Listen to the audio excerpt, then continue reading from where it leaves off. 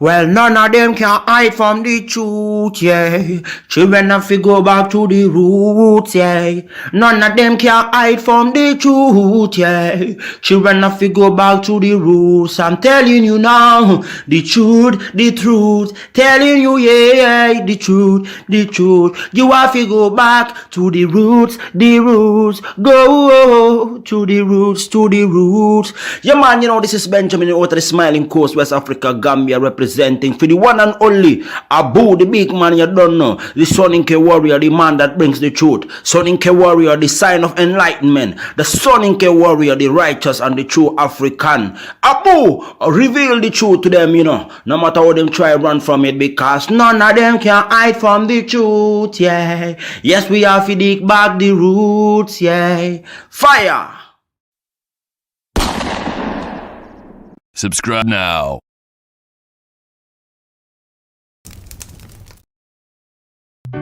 I remember the days, all those years ago that never fade away.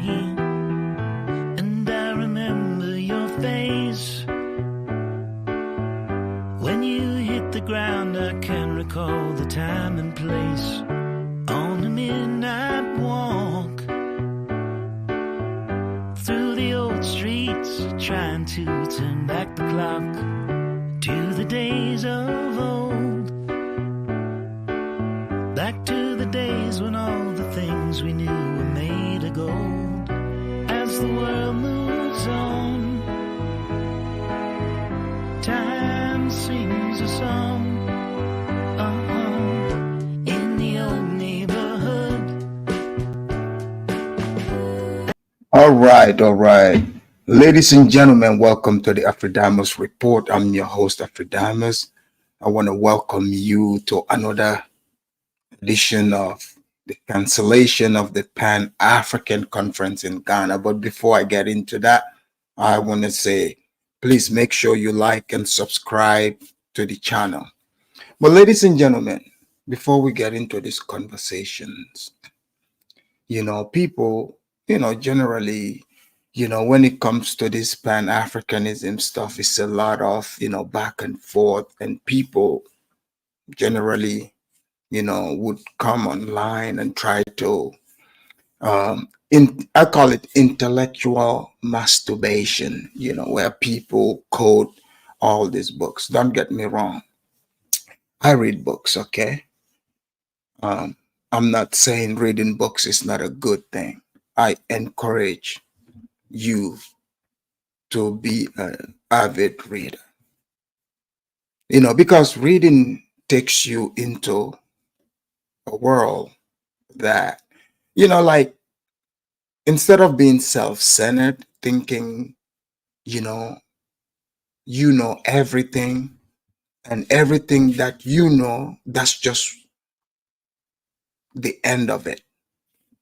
No, it helps you balance and understand. Some people have that common sense, but the books that you read, if you think, okay, this is exactly what it is and nothing else, you do have people like that as well. They read books, they don't have common sense. So I am going to be analyzing things from real life, like right now, right this minute. I'm not going to be quoting you books in 1875, 1699, right here. Well, if we need to go back and make reference, because that's what history is about, is not to live in the past, but you're able to take from it. If need be, we will do that. But if it's not necessary, I'm going to focus on right now.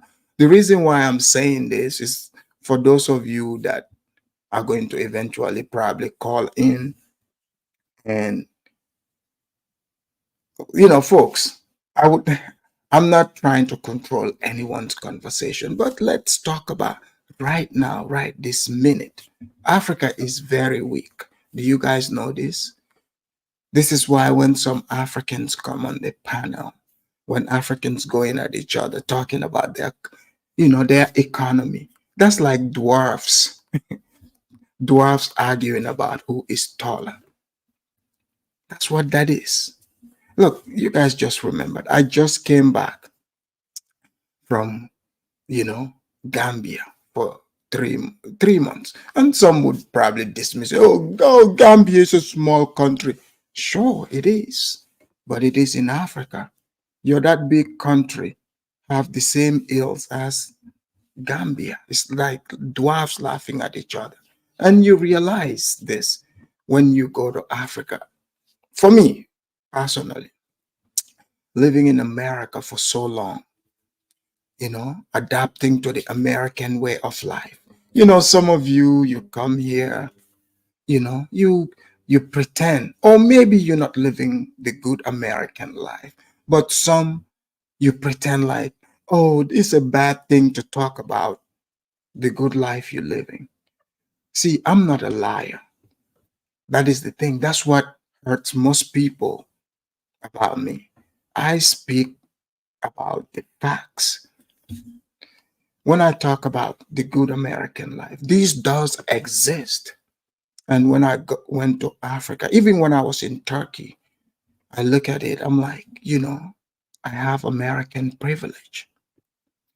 The reason why I'm pointing this out, this is going to come into play in this Pan-African talk that we are into.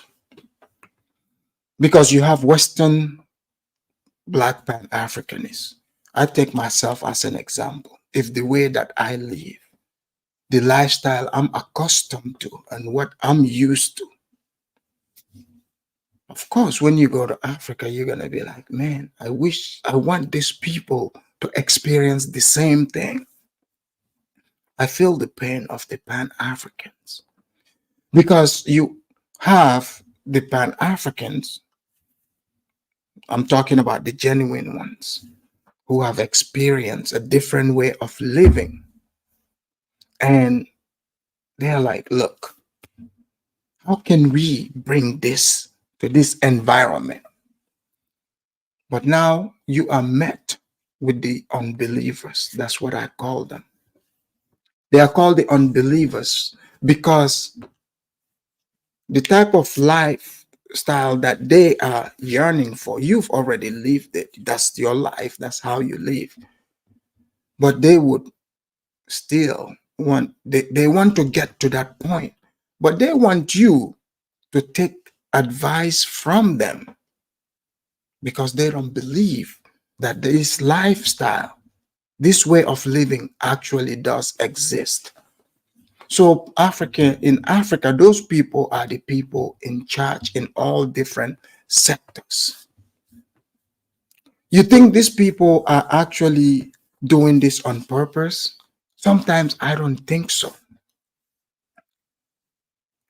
These people are unbelievers. They do not believe that all the masses can live that way, or majority. But you that live in a different environment, like me, I have seen it. I'm seeing it every day. I went to Africa. I'm like, sure, how can these people achieve even something close to this? Some say through Pan-Africanism. But now you have Western Pan-Africans who, these Pan-Africans, even though we make fun of Pan-Africanism, they, not all of them, majority in the spirit of Pan-Africanism, actually want to bring sophistication to Africa, like not just from talking, actually in action. But these African nations are the way they are for a reason. You have people who are there, who are in charge. These people's ideology is completely anti-Pan-Africanism. Even people who leave the West, who are Pan-Africanists, when they join these systems, they get swallowed in. So now we come to Ghana. You have people in Ghana who believe, even though yesterday I played the video here, you know, like Nigerians, they are always crying about the Ghanaians, how they got kicked out in 1969. And look, I'm not going to make this a crazy session. Let us just allow the Nigerians to vent about South Africans' xenophobia and Ghanaian xenophobia. This will help the Nigerians, our Nigerian brothers and sisters, to finally heal. Let us hear their case out. But they would also have to accept, you know, the reasons that will come. We would not just say Ghanaians are wicked for this or South Africans are wicked for this. Let us help our Nigerian brothers and sisters heal. Okay? So, like, yes, yesterday we see it. I played the corporate junkie. He took this, obviously, got any little thing for Ghana's downfall. Some of the brothers would actually exaggerate it.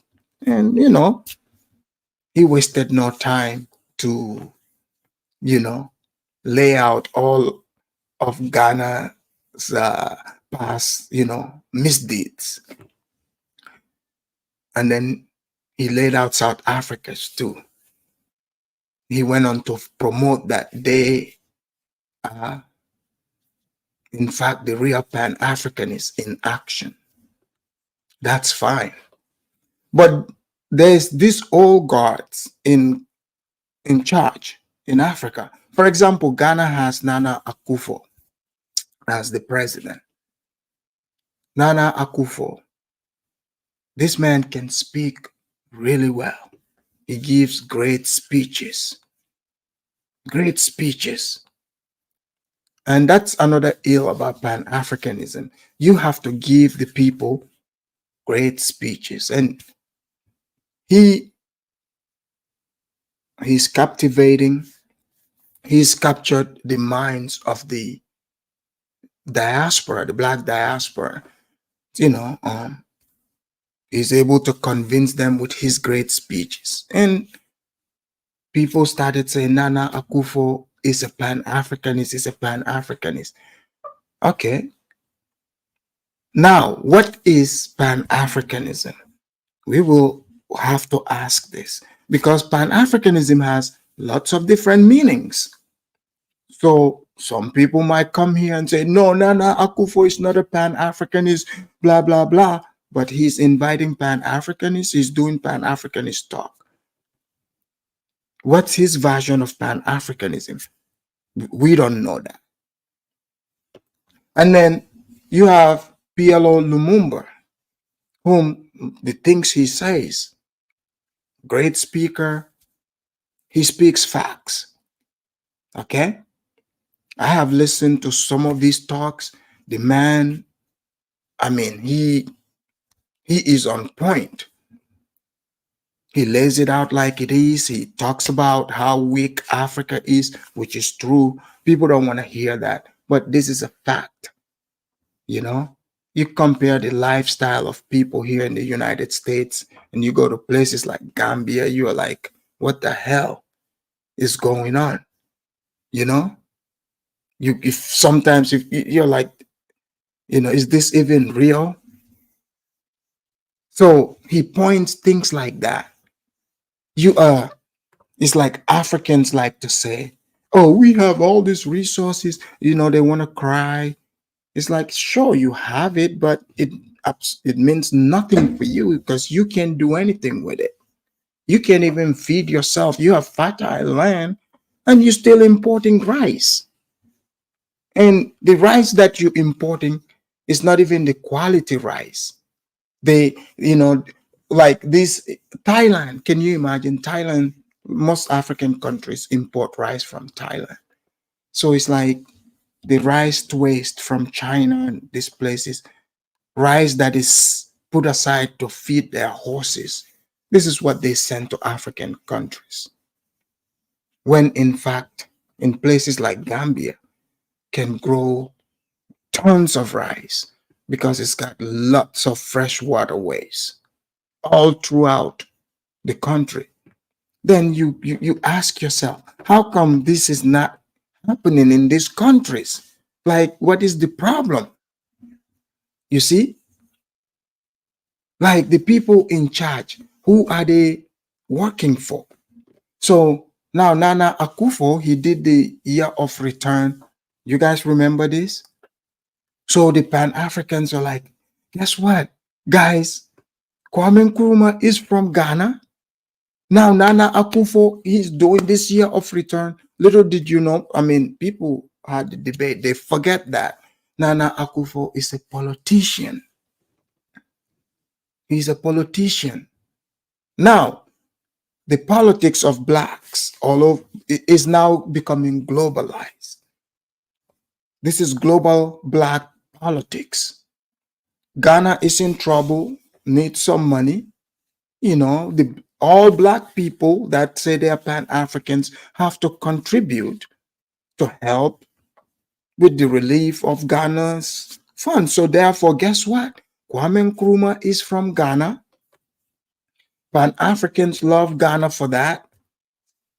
And the year of return is the perfect tourist money that blacks all over the world in the diaspora, blacks with money, can come and help in the spirit of Pan-Africanism.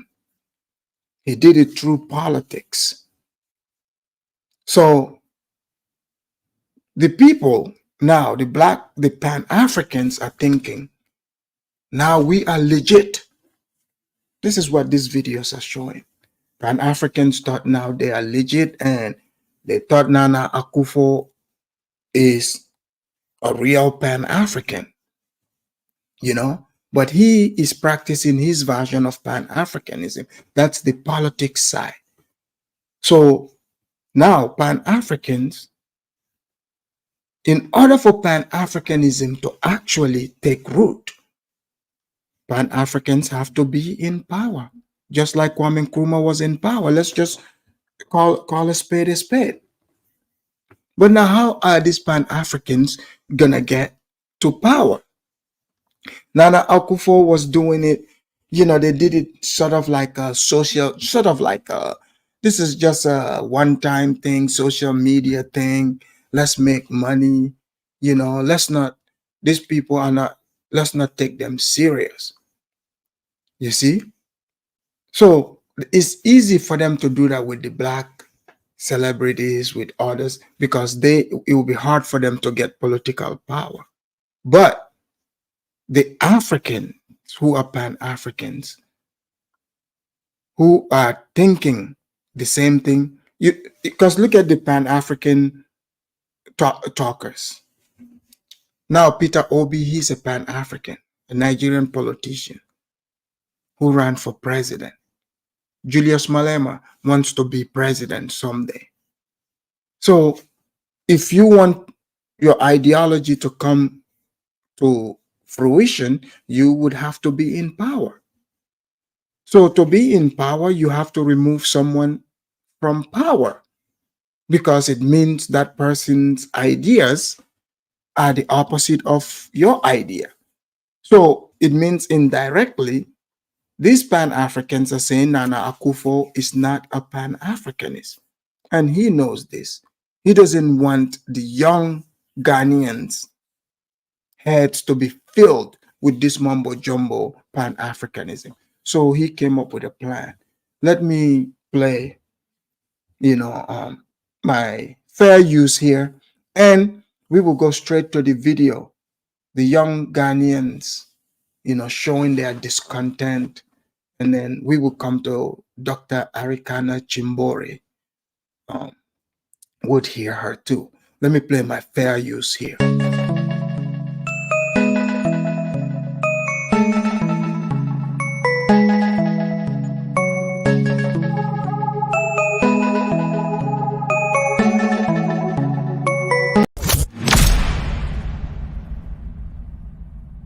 Bow down.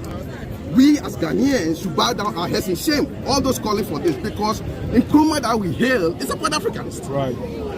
We have the Boy Center here. It's Pan-Africanism. So now there's a Pan-African movement in Ghana, and the so-called star of West Africa or Africa is now saying that there shouldn't be. The Black, thank you for the super chat. He said, can an infidel buy an online in the Gambia? Yes, Gambia doesn't discriminate based on religion. You can believe any religion you want, but majority are Muslim. Yes. How do you even determine who is an infidel? Africanism. What are they trying to tell us? So we want to see the powers that be saying that there's not going to be Africanism in Africa. This is not about whiteness. This is not about blackness. This is about Africanism. So why are we now? So those of you that are wondering, what is this video about? So these people are young Ghanaians who gathered. They wanted to attend the Pan-African conference that was taking place in the Independence Square, I guess, in Ghana. So the government, came up with some sort of plans and just shut it down. So obviously they don't want this to happen. So there's a difference between the people of Ghana and the government. I want you to remember that. So the government in Ghana is no different than the government in your own country, probably. So take that into account. When people come firing shots at each other, you have to realize the government is generally, even though they represent some people's ideas, but they have their own agenda that is different from the people. Now fighting the foreigners. That's always been so. Our leaders always want to suppress in order for them to corrupt. There are citizens that they use to corrupt. They don't want them to be educated. They want them to be fooled. They want them to be downtrodden. They don't want. This is true. I noticed that in the Gambia, even, you realize, in especially West African countries, the governments, the people in charge, the way they control the population is they keep them in ignorance, poor education, let's not even talk about healthcare, but information is very, very suppressed. Like in the Gambia, even just dealing with even people that, literally you're watching them, they go out of their way to try to keep you ignorant, like in the dark. So it's hard to to see Africa, progressing to the next level, because you put certain people, what the people in charge go out of their way to keep the population ignorant. Like, I dealt with some people and I look at them, these are people who are supposed to be in charge. Like, for instance, their level of ignorance blew my mind, and I can't believe it. But you put an ignorant person in charge, and that ignorant person too is thinking they have information, but they are keeping that information from the rest of the population. This is why you see the use of force is very easy in these African countries, because it's like they don't want the people to think. So if people don't know, if they don't have information, they just accept whatever is given to them, because what are they comparing it to? That's what you have to ask. But these young people are educated, they are exposed to the internet, they see information. So it's hard to keep this in the bottle. But the government doesn't want this to no longer physically happen in Ghana. This is not the first time they've done it. This time around, they said it is sponsored by a young Ghanaian billionaire. He's in the tech industry. So this guy, he's with the times. You don't think the government is intimidated by him? because he's capturing he's gonna eventually capture the minds of the young people.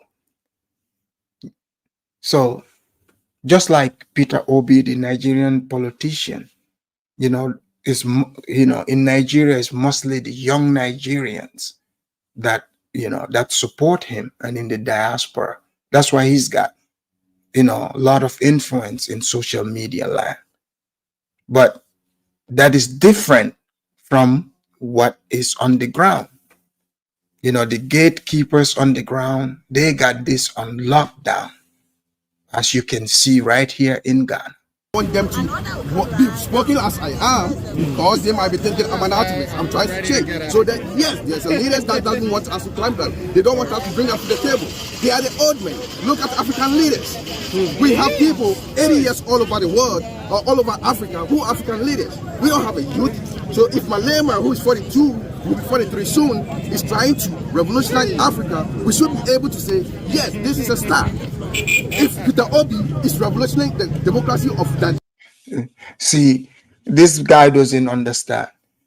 In Africa, a youth, you see, when the politicians talking about the youth, have you ever seen that?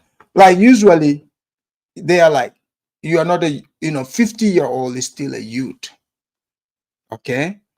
So in Africa, in African politics, Gambian politics, I am a teenager. I'm a baby. I'm not even a youth yet.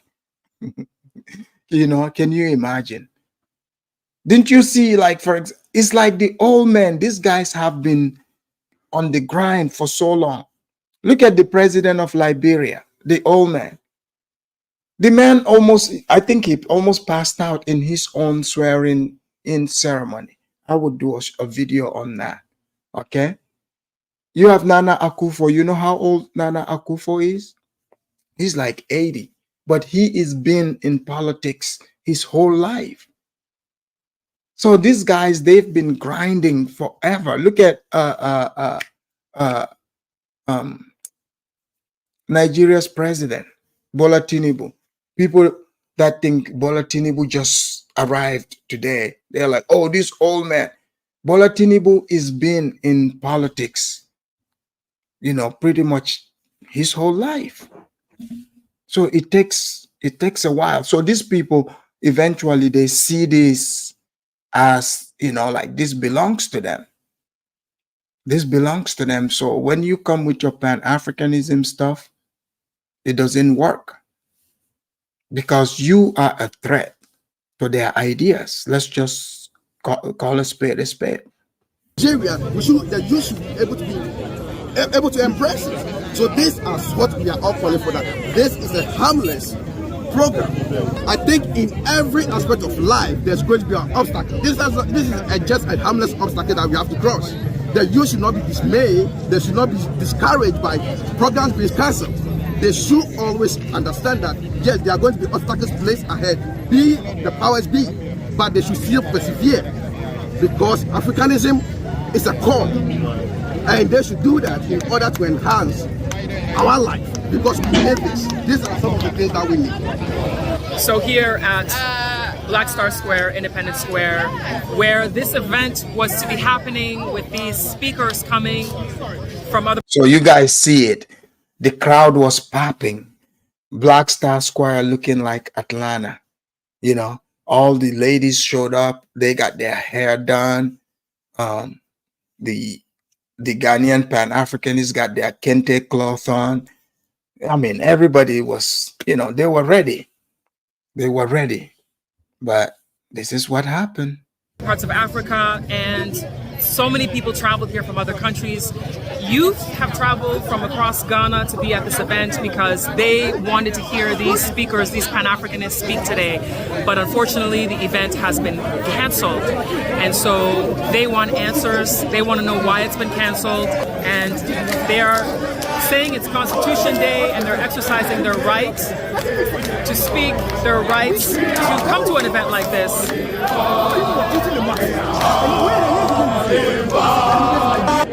There's the Ghana and Nkrumah is no more.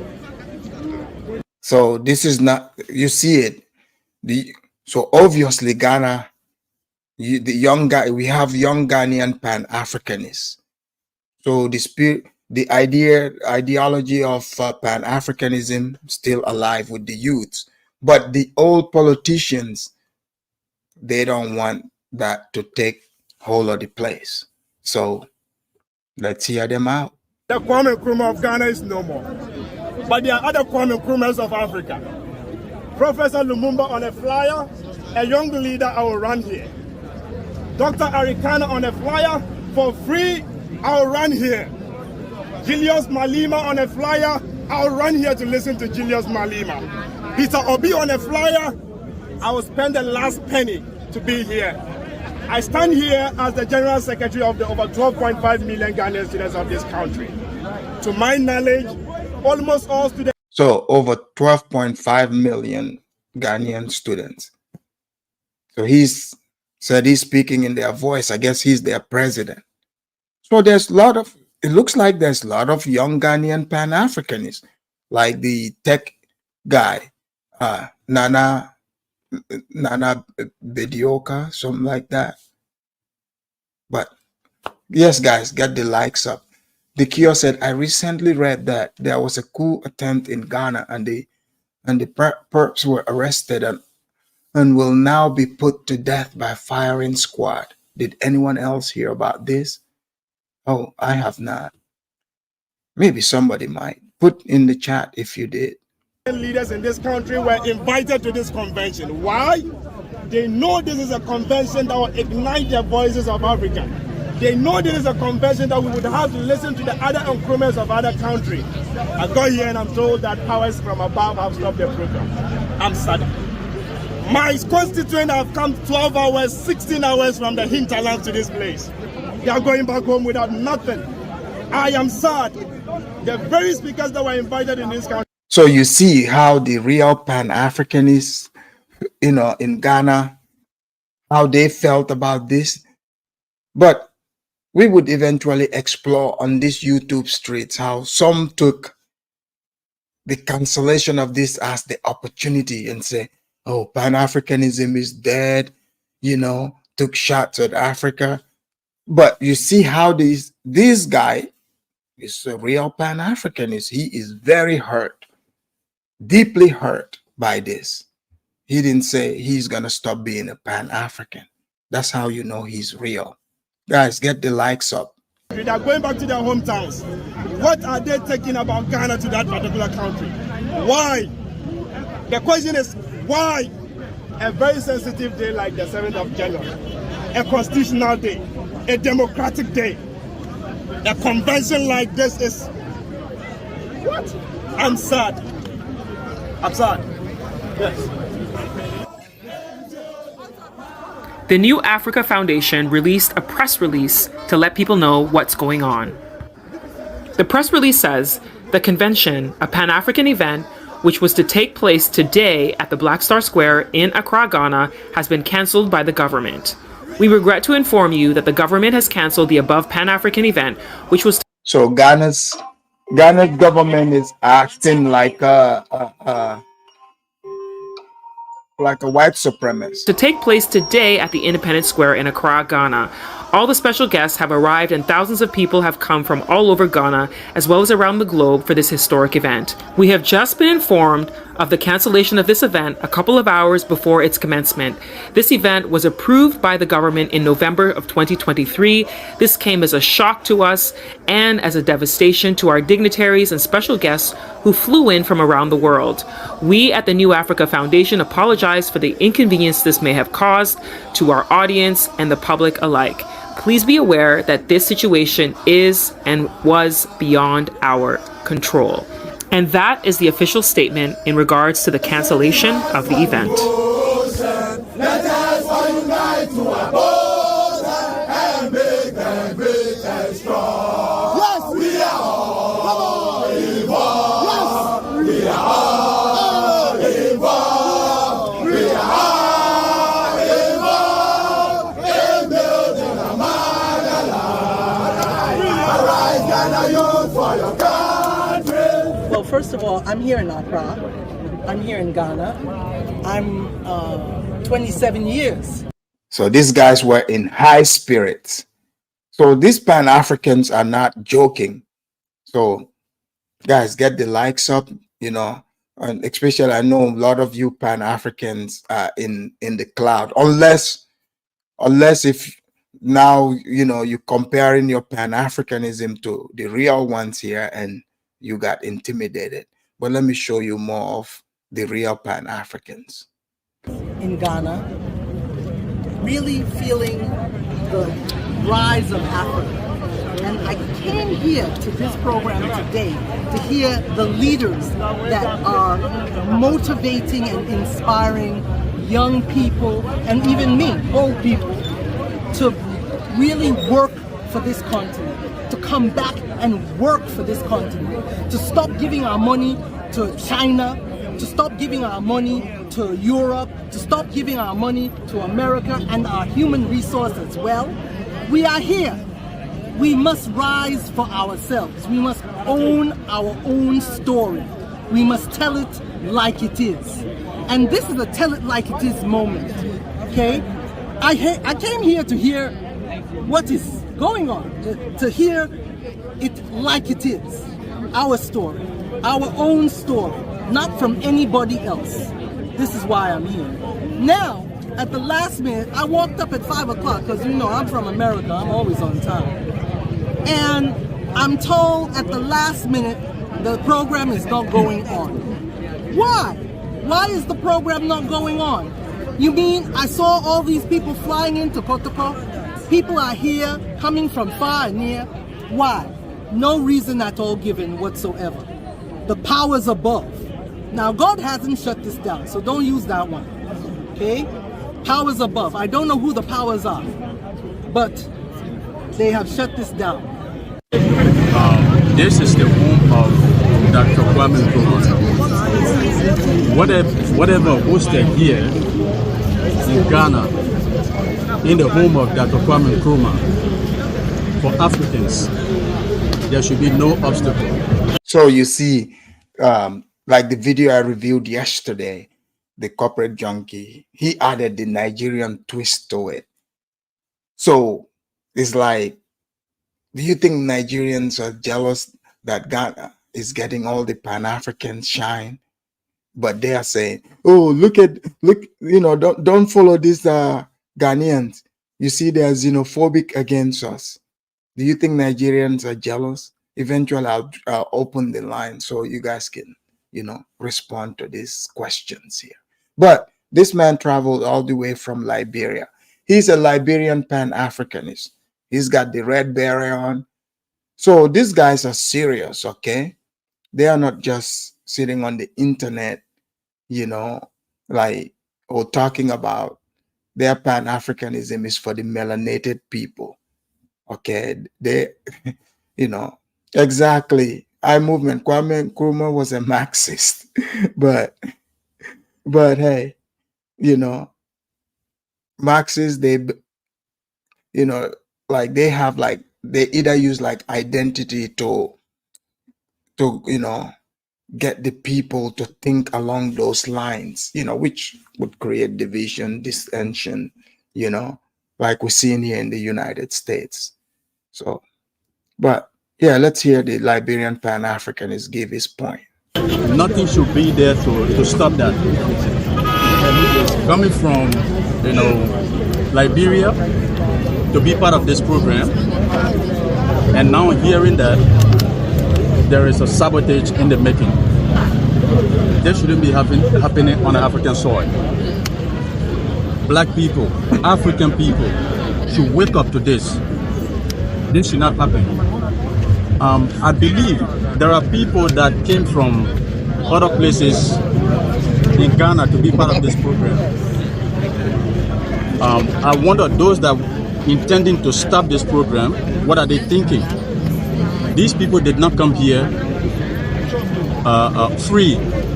They pay transportations to come here. Some book hotels. What become of that? We want to hear our leaders. That's why we are here. Guys, you guys can just, you know, gather somewhere else and do it there. I don't know what, I mean, or maybe they just said it's not going to happen in Ghana at all. If anyone knows, drop in the chat or call in when the lines are open. Sido Malema, Dr. Chiombori, right? That's why we are here.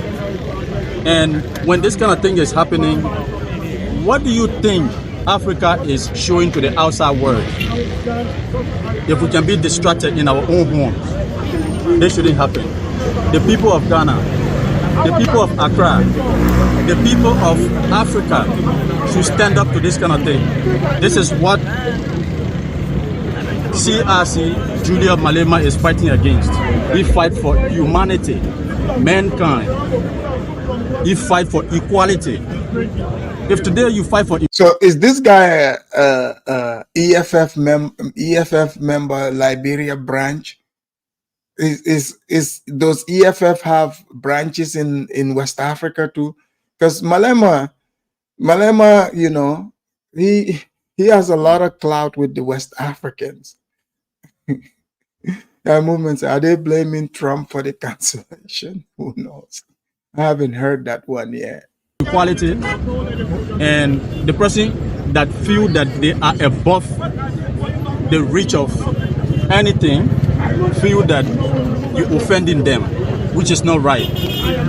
So right now I am really downhearted to have come from all the way Monrovia to be part of this event and hearing in the dying minute that it has been cancelled. Beyond his control. Yes. Everything has been paid for by them.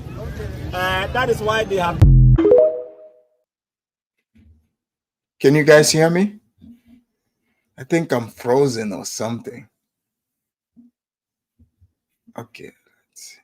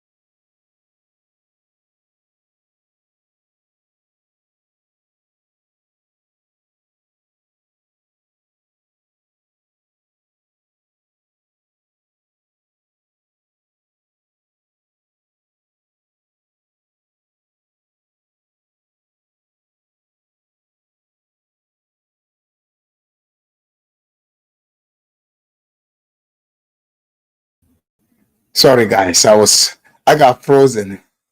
Can you guys hear me? Can you guys hear me? All right, I'm back. So guys, check this out. You heard that little news over there. Let me show you what Dr. Arikana, you guys know the one. Actually, let's see. Let me show you what Arikana here have to say. She was also very, very upset at what took place in this meeting. Let us hear from Arikana. Here we go. Here we go. Do what we must do to take our Africa back. For far too long, we have been lied to. For far too long, we have been miseducated. And so as elders, those of the ones who are sitting with me today, and many others, we understand that we have failed our youth, but we do have a responsibility to make it right. And we do know that with our little wisdom and the energy and the intelligence of our youth, together, we can take our Africa in a new direction. That is what we came here to do. And that is what New Africa Foundation has asked us to do. We do know that our leaders cannot lead us on their own. They need all of us. So the message that we were going to deliver to our youth today was the message of hope, the message of resilience, and the message that says the Africa we want can only be built by us for us. All right. So that's Arikana. That's Dr. Arikana Chimbori. She is giving her point of view. She's very upset by this. But I find it interesting. I came across an interview, a very interesting interview with PLO Lumumba, at a podcast. He talked about Ghana. So let us hear what PLO Lumumba have to say. Guys, the link is in the chat. Hit that link. Come join the conversation. So let's hear what PLO Lumumba, said about this. Here we go. This Pan-African conference that was to take place, we were all waiting with anticipation, to see how it's going to go on. Yourself, Dr. Arikana Chimbori, EFF leader Julius Malema, and then I think about an hour to the event, it was cancelled. Since you were to speak, in that conference, what do you have to say about it? I think it was unfortunate because I know that we were invited by the New Dawn Foundation, and this is an individual that we work with in the Pan-African space, and we are trying to give meaning to the Pan-African space because Bediako, who invited us, is quite a serious entrepreneur in many areas. You guys see, PLO Lumumba is good with his words. So let us hear what PLO Lumumba is saying. This is fair use and is for edutainment purposes. Areas in the real estate, and you can see what he wants. So the idea was that some of us who have been quite consistent in our view and loud about the need for doing things from a Pan-African standpoint, how can we then energize young people? And the idea was to engage in a conversation with young people across. They are always energizing the young people. So in a way, sure, it's good to, encourage the young people. So guys, the link is in the chat. The link is pinned there. Feel free to join the conversation. But he's going to give us exactly what happened. Mola said Ghana is definitely more Pan-African than Nigeria. Nigerians are very nationalistic. Yes, Niger know they take class. You are right about that. South Africa, there were people who had flown from different parts of the world to attend that conference, and we were going to discuss, at least I know I was going to talk about the question of Africa Continental Free Trade Area, Africa Agenda 2063. I was going to talk about the need. Oh yes, the Kia is asking. He said, I wonder if there were any West African speakers on. Yes, Peter Obi, he's Nigerian. He even ran for president. He was going to be one of the speakers. Yes. To use mobile telephony, the need to begin to embrace artificial intelligence as important things in the journey of Africa's development, the need to rethink governance, because governance stands in the way of how we do things. That would have been the theme of my speech. And for a government then to come at the 11th. Oh, come on, PLO Lumumba. So you were going to come there and give a speech about governing, how, you know, the government, they are putting all the blocks in the way. So you were going to come there and tell the young youths about how to, you know, undo that. And you think, and then you turn around and you're shocked. You're shocked that the government shut this down. Guys, are you guys hearing this? Pan-Africans make this mistake all the time, even here in the United States. The arguments, like, for instance, you know, like some black people would say, oh, they want the same white people, they want to dominate to help them, you know, in that endeavor. You're trying to, you know, remove the power of the government. Obviously, the government is going to block you. They are going to block you. Let's hear more of PLO here. We had 2 hours. We were actually driving to the place. Then we received a letter that the government is going to use the same space, and they never used it anyway. Wow. So it was a very clever way of canceling the thing. And it's sad that we do not allow ideas to germinate. And it was most unfortunate because we were going to be present at the iconic Kwame Nkrumah Square, where Kwame Nkrumah made his famous speech on the 6th day of March 1957, and it was Ghana's Constitution Day on that day, on the 7th day of January. So it is sad, and I hope that the administration in Ghana, they have tried to say many things, including that I apologize to them. Yeah, so this kind of trying to generate misinformation is unfortunate. I've been a victim of this before, so I know I was denied this opportunity to talk to people in Zambia during the administration of President Lungu. So I've gone through this space.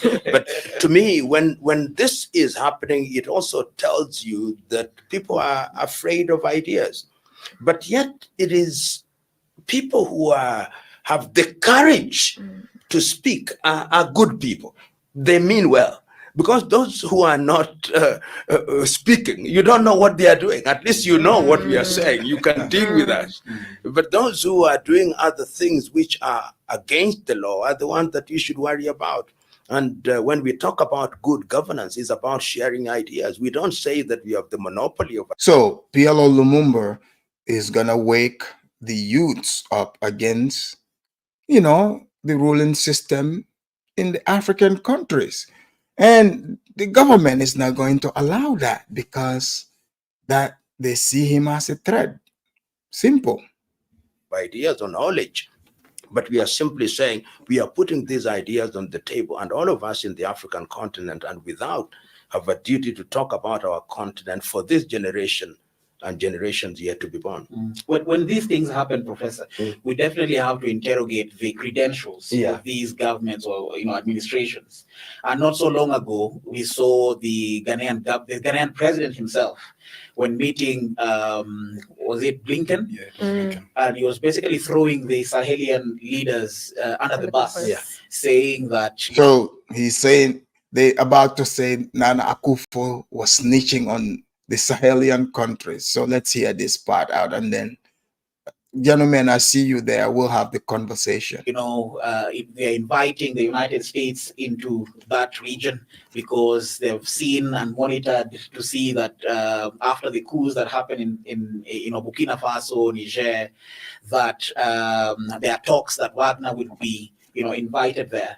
So they were inviting the Americans to come in and stop that from happening. So do you think the cancellation of this conference was from leaders, or maybe say orders from above, so to speak? Yeah, that definitely the government must have known about. My friend Peter Obi was there, and he was a presidential candidate in Nigeria. So there could be element of the leadership in ECOWAS. I personally have expressed my support for the administration in Burkina and Niger and Guinea-Conakry. Arikana has also done the same. While people have been talking about coups, we have said, no, these are not coups. These are revolutions that are taking place in the early days.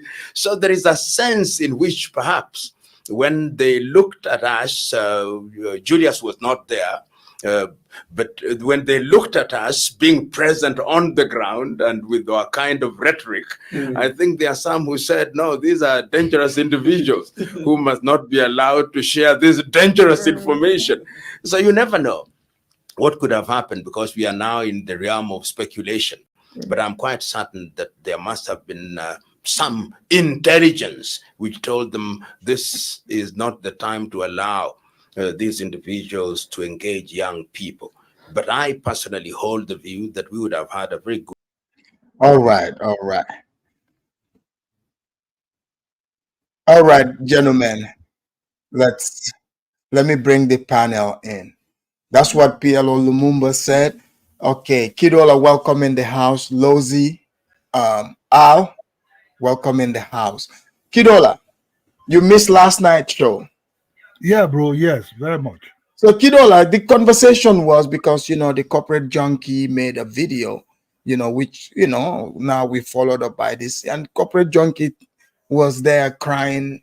Some people would say he was crying, saying Nigeria, is more Pan-African than Ghana. He said because the way Ghana treated its neighbors, and he said Ghana is xenophobic against Nigeria. So some people say, okay, maybe Nigerians just like to cry. But is Ghana more Pan-African than Nigeria, or the other way around? Alfred, thank you for allowing me to be in your panel. No problem. You see, when things like this are going on, we have to say the truth. And the truth shall set us free. I'm not a religious person. Yes. That's a religious quoting. You see, prior to Nkrumah coming to power, Nkrumah went to United States to study or something like that. That's the idea of Pan-Africanism came from. You understand me? Yeah. And Dr. Nnamdi Azikiwe picking from there. I don't know, between him and Nkrumah were actually picking from each other. Before then, you have to understand, both countries, Nigeria and Ghana, was being colonized by the British. Right. They fought for the British in the Second World War. They all came back. They all kind of like delusional, They all said, we went to help these white people to fight for their own freedom, but we need to be free. So Pan-Africanism actually was a Nkrumah thing to free Ghana, and he saw that he cannot free Ghana alone with such a thing, because the British will come back and conquer them again. So that's how Nkrumah started selling this Boaha to everybody, So you think Kwame Nkrumah, at the time, did he, was he smart to fight for all other Africans to be free? He was smart, but he was also not too smart enough also. Huh. You know why? Things happen. When Nkrumah came to power, you have to start all this. So did you think the Ghanaian people cared about, other people being free at the time? You see, the same game Nkrumah played is the same game Haile Selassie of Ethiopia played. Oh, so you think it was a game? The same game he played, the same game Haile Selassie of Ethiopia played also. but he was a little bit far more honest than Haile Selassie. You understand me? But what happened? This power between who is Pan-Africanist or who is not, Ghana, Nigeria. Nigeria no actually, Dr. Azikiwe never really call himself Pan-Africanism or Pan-Africanist. You know what? Because he was busy, because Nigeria is so complicated, trying to form the unity of Nigeria for them to be able to have a government.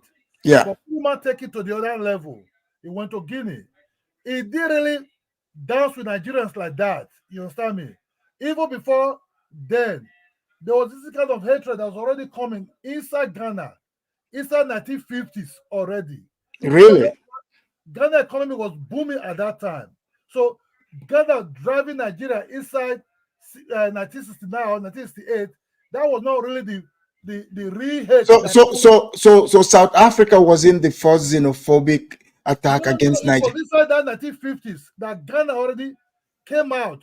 They were already like the hatred already towards Nigeria. So that was a Nkrumah for me is half done, half cook. So you have to understand. Then Ghana already start seeing themselves. Then they were called Gold Coast. So I see they said they're more superior than Nigerians already. Who said that? The Ghanaians already at that time. You understand me? The Ghanaians already was already saying, "Oh, we're more." But at the time, the Ghanaians were Pan-Africanists. No. Don't forget. I said, just listen well. Okay. The people that surround Nkrumah, even this guy father that is in power now. Yeah. You understand me? They were all the same thing. You understand me? So you understand, Nigerians have more business-like background. You understand me? So Nigeria was doing a lot of business in Ghana. So they were doing well there at that time. But the Ghanaians didn't really like it. You understand? So what happened? Their so-called generals and everything that took over, that's how the whole thing came and said Nigeria is dominating the economy, they need to go. That's how they try when Nigeria seize their properties, seize their money, and send them out. You understand me? Some of them even track all the way from Ghana to Nigeria. Really? So, yeah. It was disaster at that time. That big disaster. It was a military general at that time. You understand me? So Nigeria kind of like, because there was during the Civil War. So the Civil War just ending at that time. So Nigeria still have a lot of plates in their hands. You understand?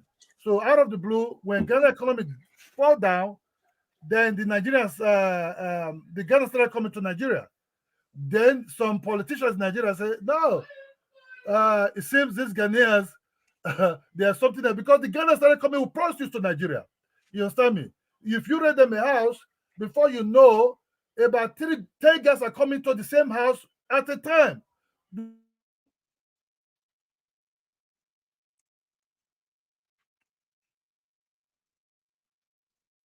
Hello?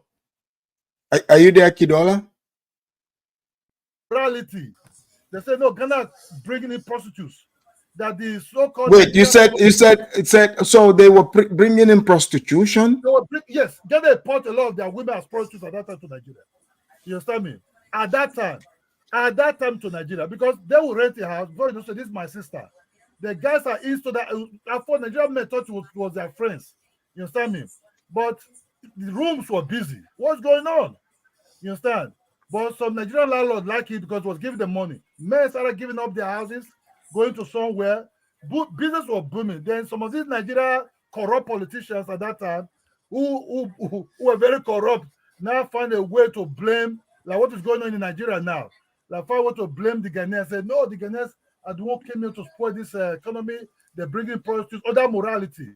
But the Nigerians said, no, the Ghanaians are not in the Ministry of Finance.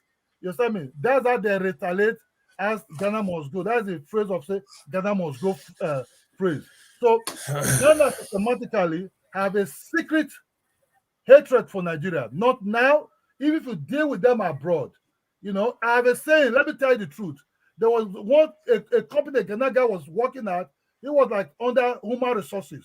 They asked the Ghana guy, who do you want not to be employed in this place? Who do you think we can bring in here to help us to make what we're doing booming and what is good? That was in Italy. This Ghana guy stood up and said, we don't want to hold on, Kidola. Flavors of the continent. I'm sorry, but Ola is making up a whole bunch of lies. He doesn't know ish. He is just biased. Please do your own research. Okay, continue. Okay, it's some bias. Let it take. Then the Ghana guy said, I don't want to employ Nigerians here.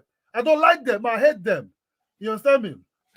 And he was saying this one to the white man, to the Italian man. The next day they fired the guy. Not only in Italy, in Japan, in Germany, in everywhere. A Ghana man will sell a Nigerian guy because they have that secret hatred. All this was a Akwaba, or they see us, they laugh. Akwaba, we all one, we're brothers. We're never brothers. Afrobeat is one of the things you see now. Apart for all the African countries, West African countries that dance into the platform of Afrobeat, Nigeria have helped Ghanaians a lot by bringing them to big shows, by doing a lot for them, by doing not Nigeria. There's no Sierra Leone guy playing with Nigeria context of Afrobeat. There's no Liberia guy playing on the stage with Nigeria context of Afrobeat. But Nigeria will drag Ghana along by selling us these things. Oh, we're all brothers. We are brothers. Ghana and Nigerians are not brothers. You understand me? But guess what Ghana will do? Ghana will say Nigeria came to learn music from them. You understand me? They will have this secret hatred on us. Secretly. They will say, oh, Nigeria don't want to help them. How can look? So you're saying they are not Pan-Africanists then? They are not. They are traitors. But Nana Akufo invited, the diaspora, to come because of Pan-Africanism. They should go to Sierra Leone more better because the people already have a base there. Look, you talk about Liberia. I saw that video when Nigeria was guiding that session. Samuel Doe was not because Nigeria protested Samuel Doe because he was the head of state of that country at that time. What happened when General, I forget his name, took over that position? That Ghana general sold Samuel Doe to Yemi Johnson, Prince Yemi Johnson, and that guy was being Johnson was being slaughtered like a bushmeat at that time. So all this so-called Akwaba, you know what? You remember that there? You remember that incident there? Is that you all again? Yeah. You remember what Kidola said when I sell job? Wait, don't cut him off yet. Go ahead, Ola. So all this thing that Ghana are saying, Akwaba, the Black Americans, the Black American own is coming soon. So you have to understand, it's not about you selling Pan-Africanism. It's about you doing it. Action is better than talking. You understand me? Don't say Pan-African. That's what all these guys that are into this game say, oh, we are over there, they are those so-called youth. They are all the same. I group Ghana the same thing. Maybe they are from the minority tribe, according to Zongo. Maybe even this president of Ghana made a speech and said, oh, we were coming to England, the Nigerians will pass. We will not pass. Like, hello, it's the 80s. Ghana will use Nigerian passport to England. But Kidola, what do you make of South Africa, just letting, doing visa free between them and Ghana in the spirit of Pan-Africanism, but not Nigeria? No, we don't complain. They can do visa with Ghana for free. You understand me? We don't. That's not our business. That's between them and Ghana. We are people who survive. You understand me? We take every stride, every obstacle as a stride. We will all survive. You understand me? South Africa giving Ghana visa free, it doesn't really do nothing to us. If you want to go there, you have something to do there, you can go over there. We have a lot, too much place to be, or too much, it's all about business. This life is business. If you have anything to offer to me, I will do business with you. If I have something to sell to you, I will come and do business with you. So Kidola, Kidola seems to know a lot about Ghana. Can you ask Kidola if he's ever been to Ghana? You talk about Thank you for the super chat. Hold on. You see, that's the way they will paint all these things. There are a lot of Ghanaians in Nigeria. Let me just be honest. Only that they are not dominating the business aspect because they don't have enough money or capital. You understand me? So when Nigeria come to Ghana, sometimes they have a lot of money, and they dominate some of all these businesses. That's why you see the hate and everything is going on now in terms of business over there. But it's not like Ghana that Nigeria do business. And he's asking, he said, which Africans today are selling other Africans, kidnapping and killing other Africans in their own? Let's be real. If you want to talk about Thank you for the super chat. Every country has its own problem, but you put beggars. You go there and sell your neighbors. You go over and sell Burkina Faso to America in the open TV to beg for $3 billion. You brought the Americans by deceiving them to say, you're for talk, come back home. You can stay and leave, but you don't want to give them visa. Or then you're covering up. You want to talk about that? You are traitors, you are backhand liars. At least we come out openly to say what we want to say. And if you don't like it, you don't like it. We are very open people. The same thing we drag you in Afrobeat, you go and condemn us. Even when we didn't win this Grammys, what the Ghana said, oh, thank God for them. This is just the beginning. A guy that is hosting TV, interviewing Nigerian people. And these are the same people Nigeria will host a show in O2 in England. They will carry Kiddy. They'll carry Keep Promise. Carry Black Sharif. Who is running Black Sharif today in Afrobeat? Nigerians. Can they make money? Who is running Ghana Musical Award? Nigerians. Even the so-called Year of Return, Afro Nation, who is hosting it? Nigerians. But they'll see haters. They'll see haters heavily in their mind. My brother, if you hate, don't make you grow. Hate doesn't make you grow, bro. So, okay, let's go to Al. Al, welcome to the Afridamus Report.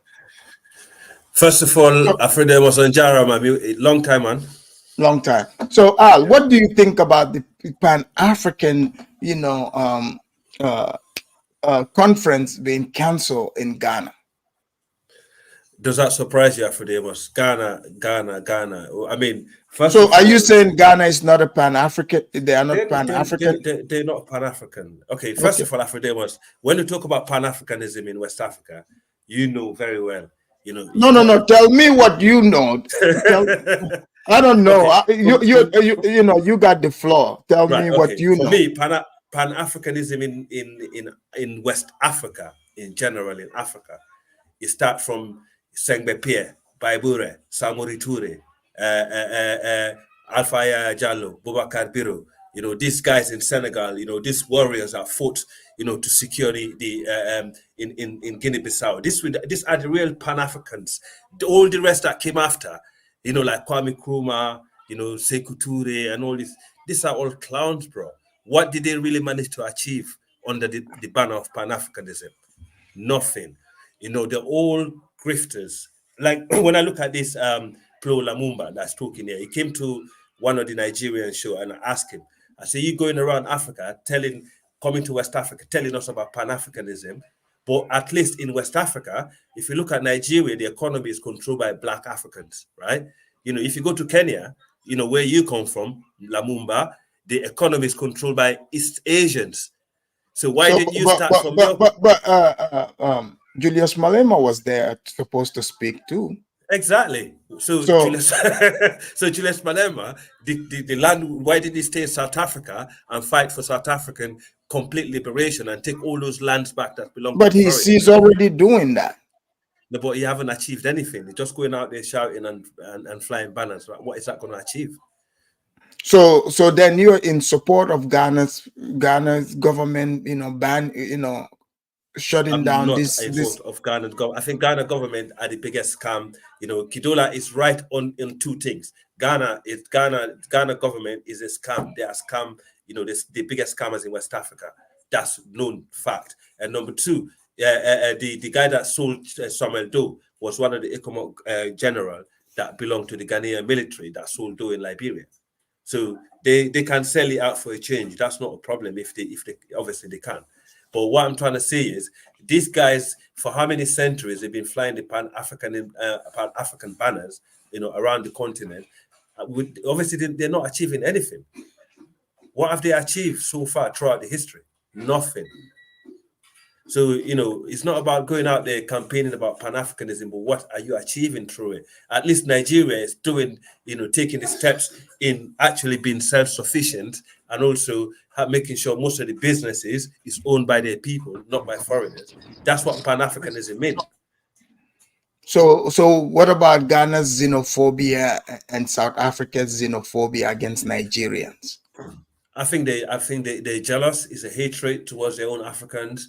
And also, I think it's going to backfire on them in the future. Because the thing is, those brothers that come from there, they're hardworking and they come into their country. and they actually becoming successful. They're not liking it. So that's the reality. So you think that's what Pan-Africanism should talk about? Yeah, they should talk about this success and how to grow from it. It's not about talking about all this negative stuff, and talking about people like Kwame Nkrumah that never achieved shit in Africa, to be honest. Going out there talking about he achieved independence for Ghana. Well, yeah, for Ghana, but a lot of countries. And he helped achieve independence for many other African countries. Name me another one. Guinea. No, he did not. No, yes, he did because look, when Ghana became independent, don't ever say that. That helped inspired, many Black African nations. But hold on, let me read this super chat here. Okay. Flavors of the continent. Ghana must go happen because Ghanaians were dominating their economy as well in Nigeria. Ask Ola, who educated his leaders. Thank you for the super chat. He said, come to Ghana and you will see thousands of Nigerians who are thriving. You have a bias and that's okay, but there is no hatred against Nigerians in Ghana. Thank you for the super chat. All right, let's bring in Lozi. Lozi, welcome. Before you go, Africa, and Guinea and Ghana used to be like a one state, like a federal system years ago under Sekou Touré and Kwame Nkrumah. Okay, hold on. All right, we'll come back to you, Al. No problem. Lozi, welcome to the Afridamus report. Yeah, Afridamus. Sure, man. Thanks for allowing me to enter in. And look, man, I don't know, man. These African guys, man, they like to talk with petty approach. It's always throwing shades to other countries that are African. I don't know why we can't just lay down our points without throwing shade to another country. I feel like that's weakness. It's like an inferiority complex where if you're trying so hard to shade another country, that means they're doing something right. I mean, for example, I know for a fact that Kenya is not a perfect country, but it's one of those countries where their GDP per capita, it's bigger than most African countries, meaning on an average Kenyan is doing well compared to many Africans. So this thing of who controls who economy, I don't understand, because Kenyans, they live better than most West Africans, if we have to be honest, or in terms of looking at economy, infrastructure, and standards of, GDP per capita itself. But that's a topic for another day. I'm not for this thing where we throw shades on each other's countries. I'm about let's just put facts, let's lay facts, let's debate, let's have a honest conversation. So absolutely. Look, for me, when it comes to this Pan-African kumbaya, look, Afridamas, these guys are just for show. They're not. Let me tell you something about Malema and how I see Malema. Malema works with white people, and many people don't understand. Malema is playing the game, and he's playing a long-term game. I don't think he's got interest in becoming a president of South Africa, but he's got interest in maintaining the position he has in the political space of South Africa and Africa in general, because he's very ambitious. Malema makes more money by being at the position he is than if he becomes a president. And where he is, there's little responsibility compared to if he becomes the head of state, which is nearly impossible because he's only getting 10% of support in South Africa. It's not really anything. Yeah, and it's got the support might drop. I don't want to lie. So what I can tell you with Malema, here's the case with Malema. The reason why I'm saying he works with white people. During apartheid, when white people corporates could exploit black South Africans for free labor, they built an electrical fence. They didn't allow any foreigner to come in South Africa because they were getting free labor from blacks, Indians, coloreds. They could exploit them however they wanted. Capitalism. Capitalism is a system of exploitation. It's driven by profit, and they're gonna try to minimize a liability as much as they can. They're gonna minimize responsibility by making profit as much as they can. So with the new South Africa coming in with the black government, now they introduced unions that protect the workers, and also black South Africans tapped into middle class, to which, by the way, Afridamas, today we have got the largest black middle class in Africa in just less than 30 years, because many black South Africans started to get educated, and then because we are industrialized, more jobs opened as well for them, and then our standard of living started to go up as well. But now that meant most black South Africans are no longer going to work for the minimum wages they were getting during apartheid, because we were getting next to almost non-payment. But now, because there's a legal minimum wage by the National Party, then that means Black South Africans are protected. Now, the white people want to maintain the status quo. They still want to make profit. Now, it makes sense why they removed the electrical fence by allowing, they know that the continent is full of desperate migrants, right? They remove the border by allowing those people. Now, that's where Malema enters in. Malema is there to maintain that status quo. Malema doesn't care about Africans, but he works with white people to exploit them. He knows that when an illegal migrant is in South Africa, they are more vulnerable. They cannot even report anything. They are more likely to be exploited in the industries, in the manufacturing industries of South Africa. And that's pure cheap labor. Malema for that. Because if Malema cares about any African, he will be talking with African head states in terms of how can we industrialize the entire continent? How can we improve the standards of living of our people instead of encouraging people to run away from their countries? And that's where I tried to break it down. Then Malema works with the capitalist. Malema is not a socialist. He's a capitalist. He dresses Gucci's, Louis Vuitton. He drives Range Rovers. He does anything that white man does. His lawyers are white. His kids goes to white. All his neighbors are white. He stays in the most expensive square mile in Africa. So everything about Malema screams capitalism. But anyway, my point is this regarding these 4 horsemen that were going to Ghana. Good for Ghana. I'm so happy Ghana kicked these minions out of their country. They don't have to entertain that. You're happy? Good for Ghana. Power to Ghana. They don't have to entertain that shit. So my point is this. These guys don't have a plan. The people who are going to improve Africa, the people who are going to liberate Africa, are not the people who are going to appear on the media. Societies are run by secret societies. These guys, the more they appear on media, they just there for talk show. It's just for a show. They have no plan. The people who are going to liberate Africa have to move underground. They have to perform in the secret organizations. They have to move not publicly. You cannot lay down your plans to the enemy at this critical point. The fact that these guys are announcing any move they're doing, where they meet, what they're going to discuss, it just shows you that it's just a show. There's nothing to it. So like Lozi, yeah. Like if Anna, he said they don't like Malema because he doesn't support their xenophobia. Who doesn't like? Oh no, South Africans don't like Malema because he encourages influx of migrants. South Africans have got an issue with influx of migrants, so there's a big problem there. So he's losing more votes because of that. South Africans are more conservative than these liberal ideas and Pan-African kumbaya. Okay. South Africans lived for a long time alone without many people coming in. So what about the 2 million illegal white people? Can I just make my point? I can fire. Don't cut him off, please. Wait for your turn. Go ahead. So South Africans are conservative by nature. Like they're not for this globalization and all that. It was forced on our people. So Malema is losing more votes because of his foreign policy, his open border policy. And I think if he can change that, many people could have voted for him because on the issue of the land, I think many South Africans who are not educated about economy resonate with him. But I know for a fact that the land is not the issue to our economy. The issue to our economy is the fact that no black nation is in control of the global powerhouses.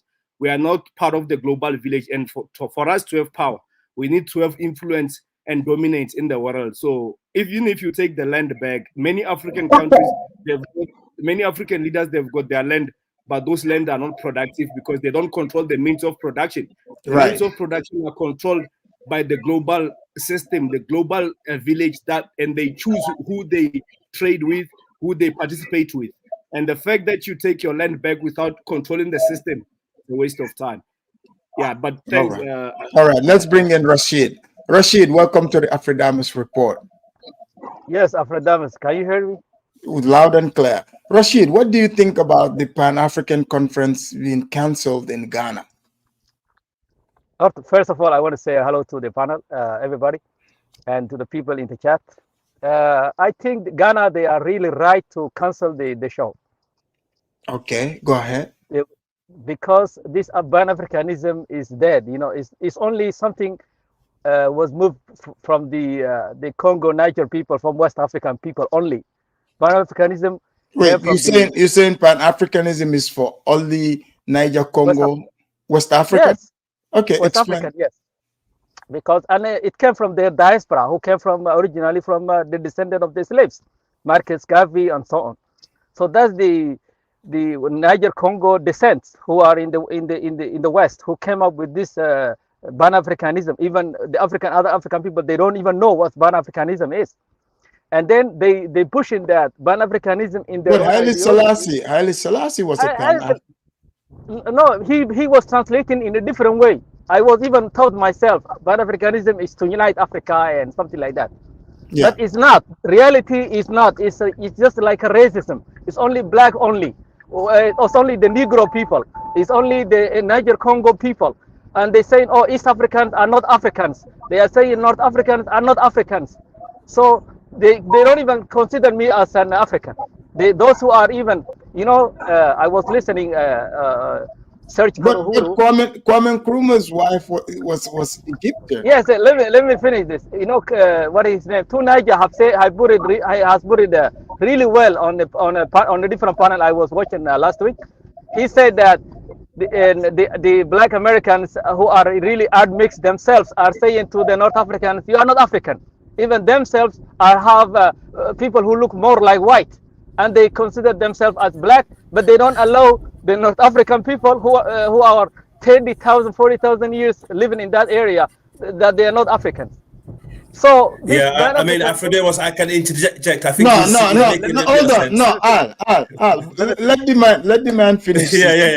Let the man finish. So this Pan-Africanism ideology is pushing by race, and we African, as myself, I don't see race as my identity. I explained that last week. Race is just who you are. Now, for example, if they are talking about black people, right? There are 500 million black people in India who are living in the south of India. They are darker than Afrodamas. They are darker than everybody. They are very, very dark. If they think color is an issue, why they don't go to India? They are more darker than many West Africans. So what I'm saying is that this Pan-Africanism is dead. It's not something that is going forward. It's nothing that many Africans believe is something exists. We believe that there is African Union. We already have. So we can unite in a different way. I remember when Tunai said, guys, hold on, guys. Come on now. Let's be organized. Let's keep it He did not interrupt any of you. Don't interrupt that's him. True. That's true. Thank you, Damas. So if you want Africa will never unite. That's for sure. We'll never unite. We will never unite because we have border problems, we have issues, we don't like each other, we have problem. Ghana does not like Nigeria, Nigeria doesn't like Ghana. So what do you think about that? What you heard, like Ghana don't like Nigerian, or Nigeria don't like them, vice versa. Which one? They have issues with the both because they have issue with them. I don't really understand the reason behind it. Kidola will explain that very well, but I don't have that the problem. But I hear from them that they have problem with the two countries. So how Africa will unite? Now ECOWAS is gone. 3 countries have left West Africa, and there is how you gonna have this Pan-Africanism dream? How this Pan-Africanism will work? There is nothing that this color thing is not gonna represent African. Africa is Africa. It's a continent. You have the North African who are Arab. So you're saying the Niger Congo people are the racist ones? Yes, they are. They think they're only African. They think that the Negro, when Niger Congo people are the only Africans. That they think that they're only African. They don't think other people are African. And Africa is a Niger Congo, Bantu, Nilotic, and Cushitic. That's African. I am the Cushitic people. So we coexist in Africa. This is our Africa. This is the continent that we share. The Amazigh, they live in the north of Africa. They have Tunai said they have Arab culture that it's like we Nigerian have English culture. So can we say we are English? And he answered no. So that means this Pan-Africanism is something that they're pushing the what do you call it, the Niger Congo descent, Niger Congo descent who lives in America.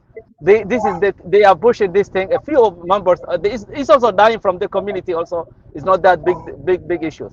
Okay, I'm done. All right, let's bring Icon Fire. Icon Fire, welcome to the Afridamus Report.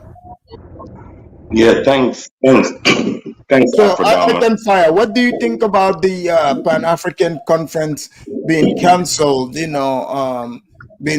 blocked by the government in Ghana? And go ahead. Well, there's a lot of ingenuine stuff went on there on both sides. You feel me? The government, because of the ingenuineness on the other side, because it's like it is the person who is putting it on, to what I understand, is a booming, a growing politician, and what I understand is like the government is thinking that it's like a political boost instead of a genuine Pan-African event. You feel me? And they might be using those people to get. So Icon Fire. So would you say Ghana is more no, it's Nigeria? For example, hold on. Let me rephrase this, because okay. So Icon Fire, in your opinion, what is Pan-Africanism? And would you consider North Africans and Somalis as part of the Pan-African family? Yeah, I would consider the Somalis as Africans, except for the Arab ones. You feel me? Wait, so like Egypt, Morocco, you don't consider them African? I mean, you do no. Only South Egypt, Southern Egypt is Africa. You feel me? Northern Egypt is invaders. You feel me? The blacks in North Africa are Africans. But what do you make of Pan-African father Kwame Nkrumah marrying an Egyptian? He was wrong. He was wrong to do that. He was wrong? Yeah, he was wrong to do that. Why was he wrong? I think that contribute in his overthrow. But I can fire. You see why Rashid? Hold on. I can fire. So you see why Rashid can conclude that Pan-Africans are generally racist. Like Rashid. Hold on. Rashid is irrelevant. He think we are Jarir. So what he's saying he did. No, wait a minute now. First of all, hold on. First of all, no one is excluding. Hold on, man.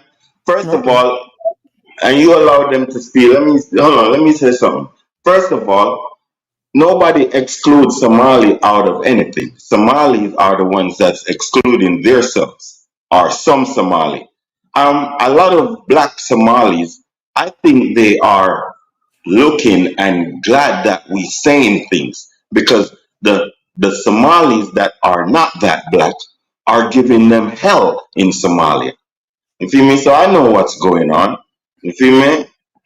Yeah, but what I'm saying is Pan-Africanism is in defense of all our black oppressed people, even Papua New Guinea people. We would like. Wait. Papua New Guinea, they are not Africans, You allow them to speak, bro. No, but Papua New Guinea is not in Africa. They are not Africans. They don't even look like Africans. Those are not Africans. I don't care what you're saying, Afrodamus. I'm talking what I'm talking. And so allow me to talk. So I'm saying that Pan-Africanism, we would love Africa to grow into a world power in defense of black people all over the world. You feel me? Even the ones in Papua New Guinea and Australia and South in the South China Sea. We would like to represent those people and have them grow a decent life and a non-oppressive life. You feel me? I will respond it to you when you're done. You don't have to respond to me. I know what I'm saying. Let somebody else talk. You have fear to talk, but I wasn't Don't finished. scared. I Don't wasn't scared. finished. Go Hey, ahead. hey, hey. Yeah, yeah, yeah. You don't have to respond. I know you. You don't have to respond. You good, dude. See me, go and live your All right, life. let's move it on. Let's move it on. Let the next person come in You now. know, the host will decide, not you, Hold who on, will respond. hold on, And hold on. and hold So on. I can fire. You, I can fire. hold on. Wait, I Yeah. can fire.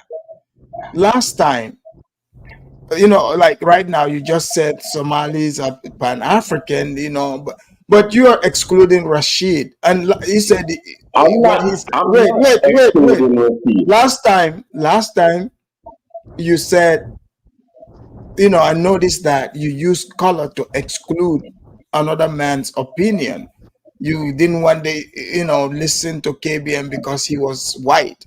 So this time you're saying Most Rashid, definitely. Rashid, you don't want to listen to Rashid. You know, he said because he thinks you are a Gerer.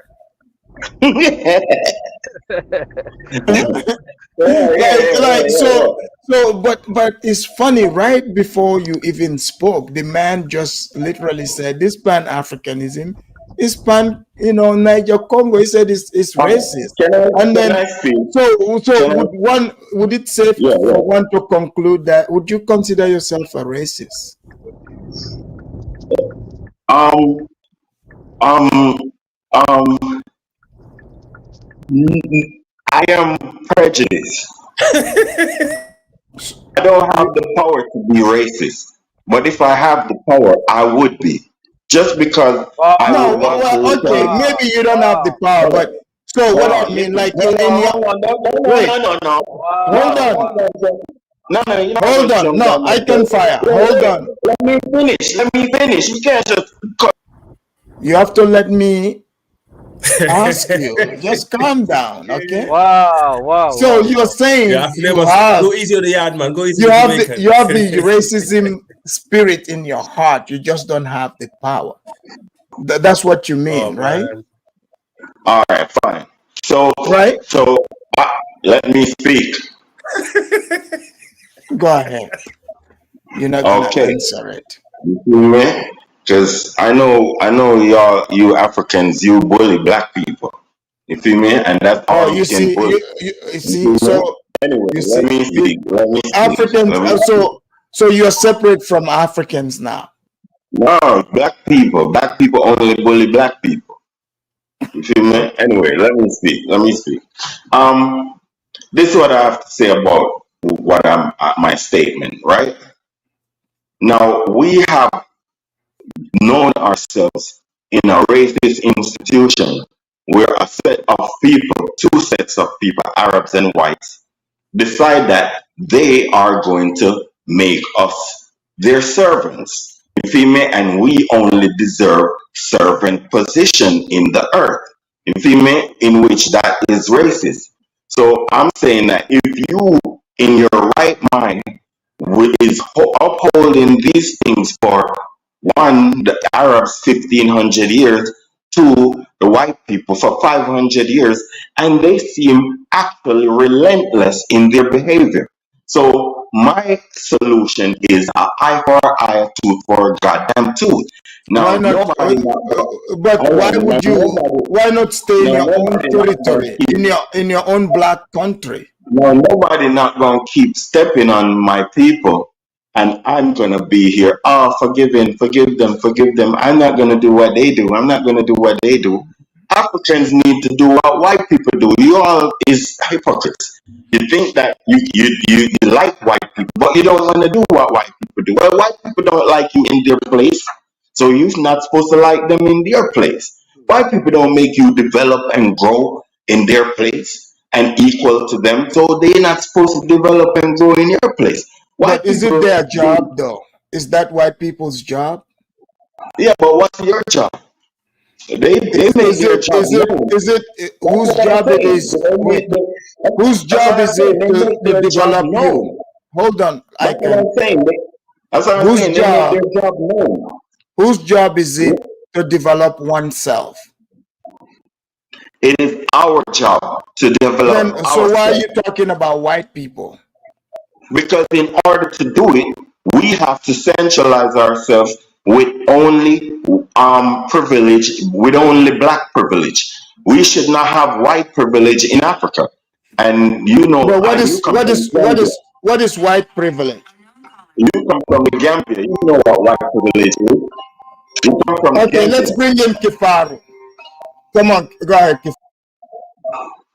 Yeah, guys. So what are we talking about? Oh man, listen. Okay, Got too so late. talking as concerned the Pan-African Congress in Ghana, I think we are looking at it from a different point of view. You know, I think that Ghana is a sovereign country. Okay, being Pan-Africanist does not mean you are an idiot.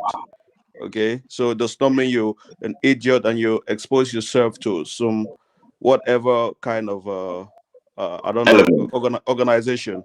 So if you look into what happened into Ghana, okay, look at who was coming into Ghana.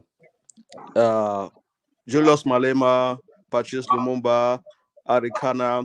These are people who speak, you know, openly because they have nothing to lose.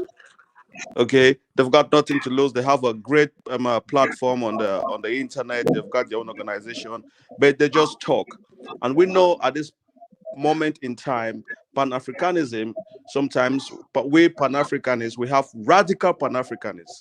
Okay, we have very radical Pan-Africanists, and maybe they don't have the power. They need someone to give them that energy. Okay, for them to explore what's going on.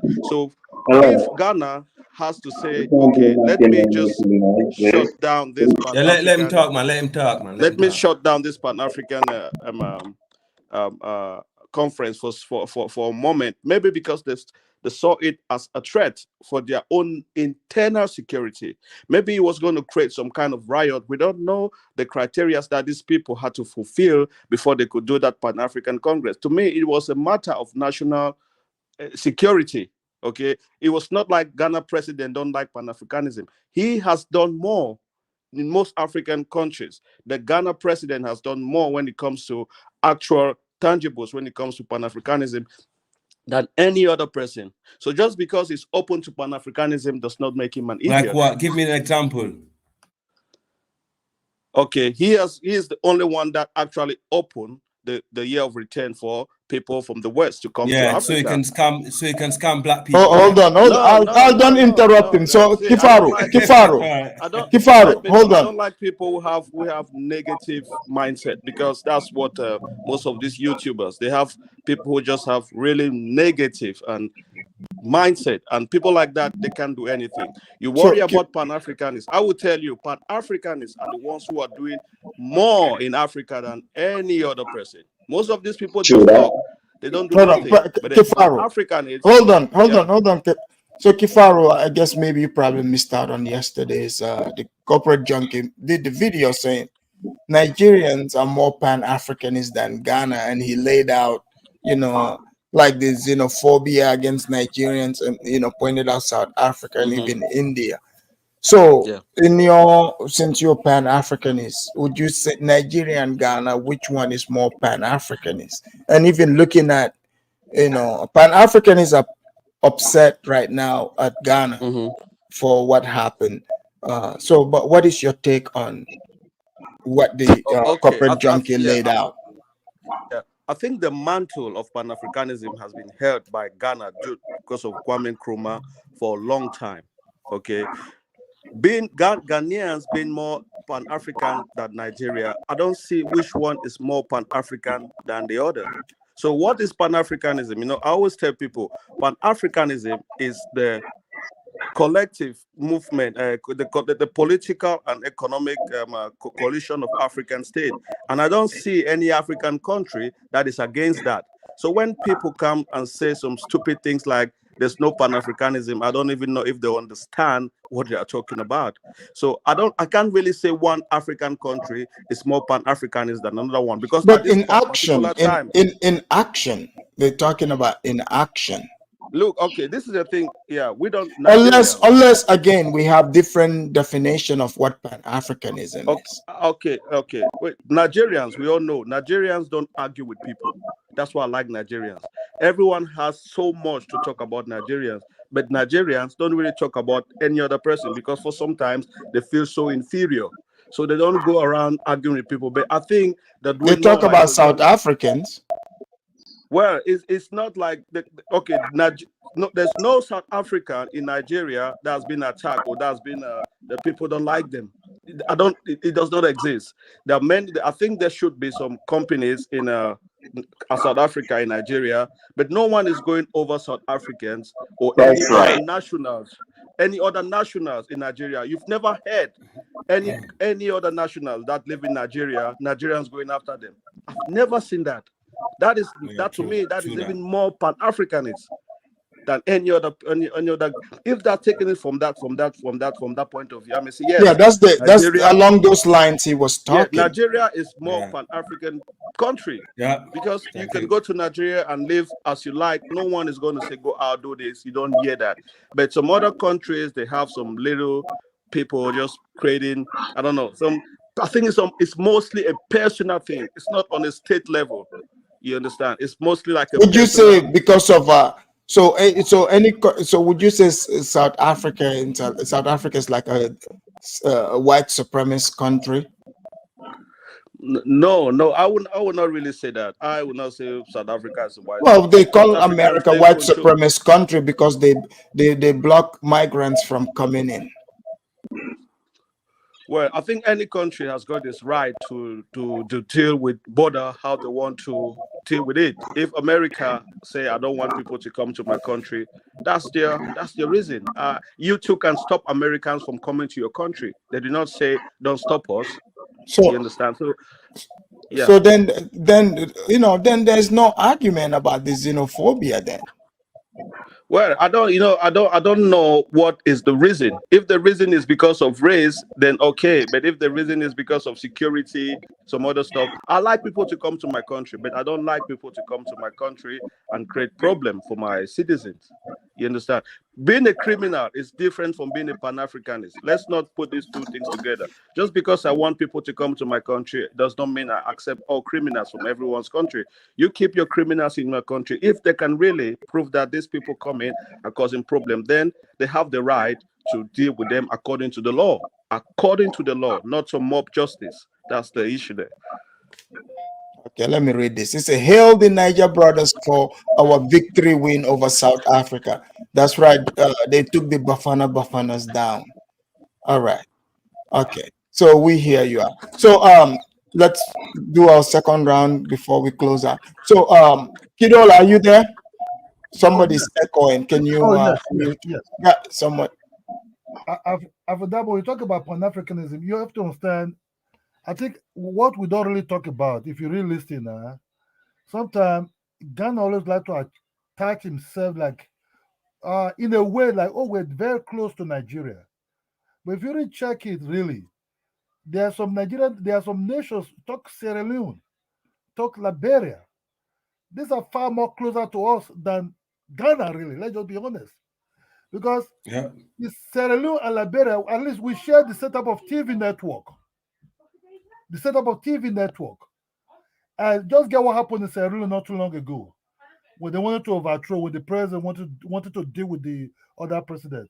Nigerian people come into it with beg, say, please, can you just hand over this guy's to come and arrest?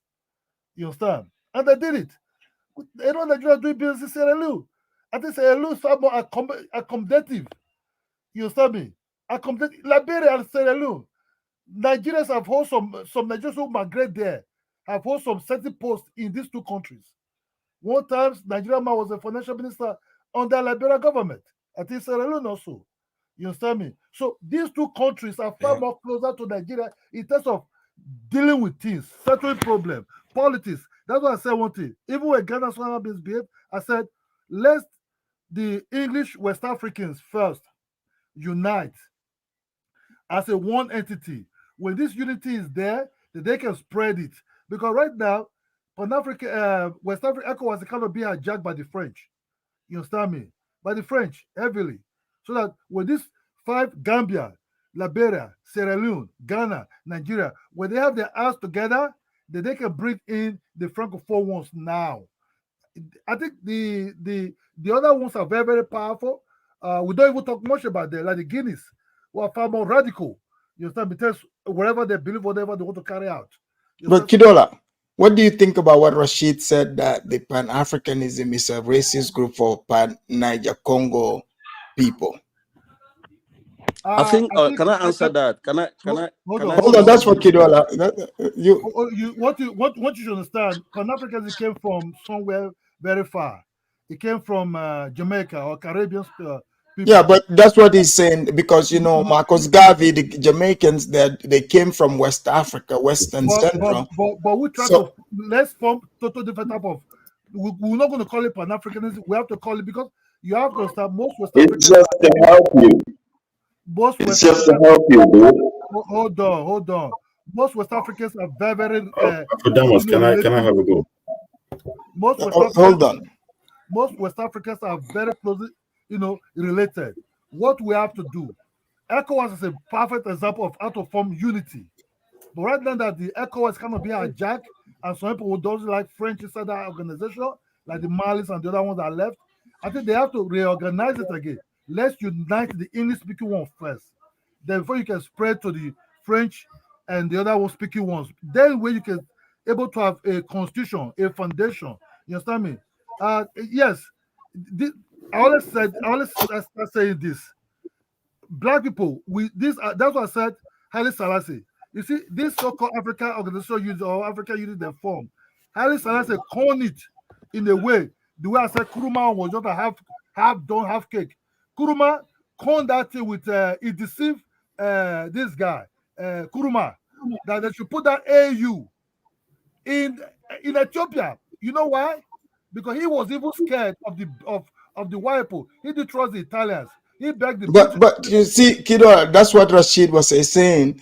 This Pan-Africanism is for, they made it for Black Africa, like West Africans. They didn't make it for Black Africans. It was Haile Selassie that called that. No, but there's some truth in what Rashid said, and there's nothing wrong with that. Okay. Can I have a go? Kidola has had a go for a while now. 2 seconds, please. The so-called African Unity Headquarters is being destroyed by the non-blacks. What I mean, black skin. You understand me? It's being come by the black skin as a traitor center.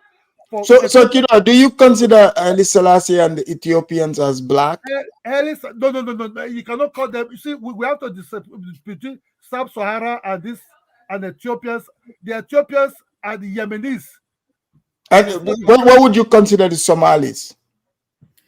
My brother, I'm very confused. I think Somalis call themselves Somalis. Wow. They tell you exactly what they are.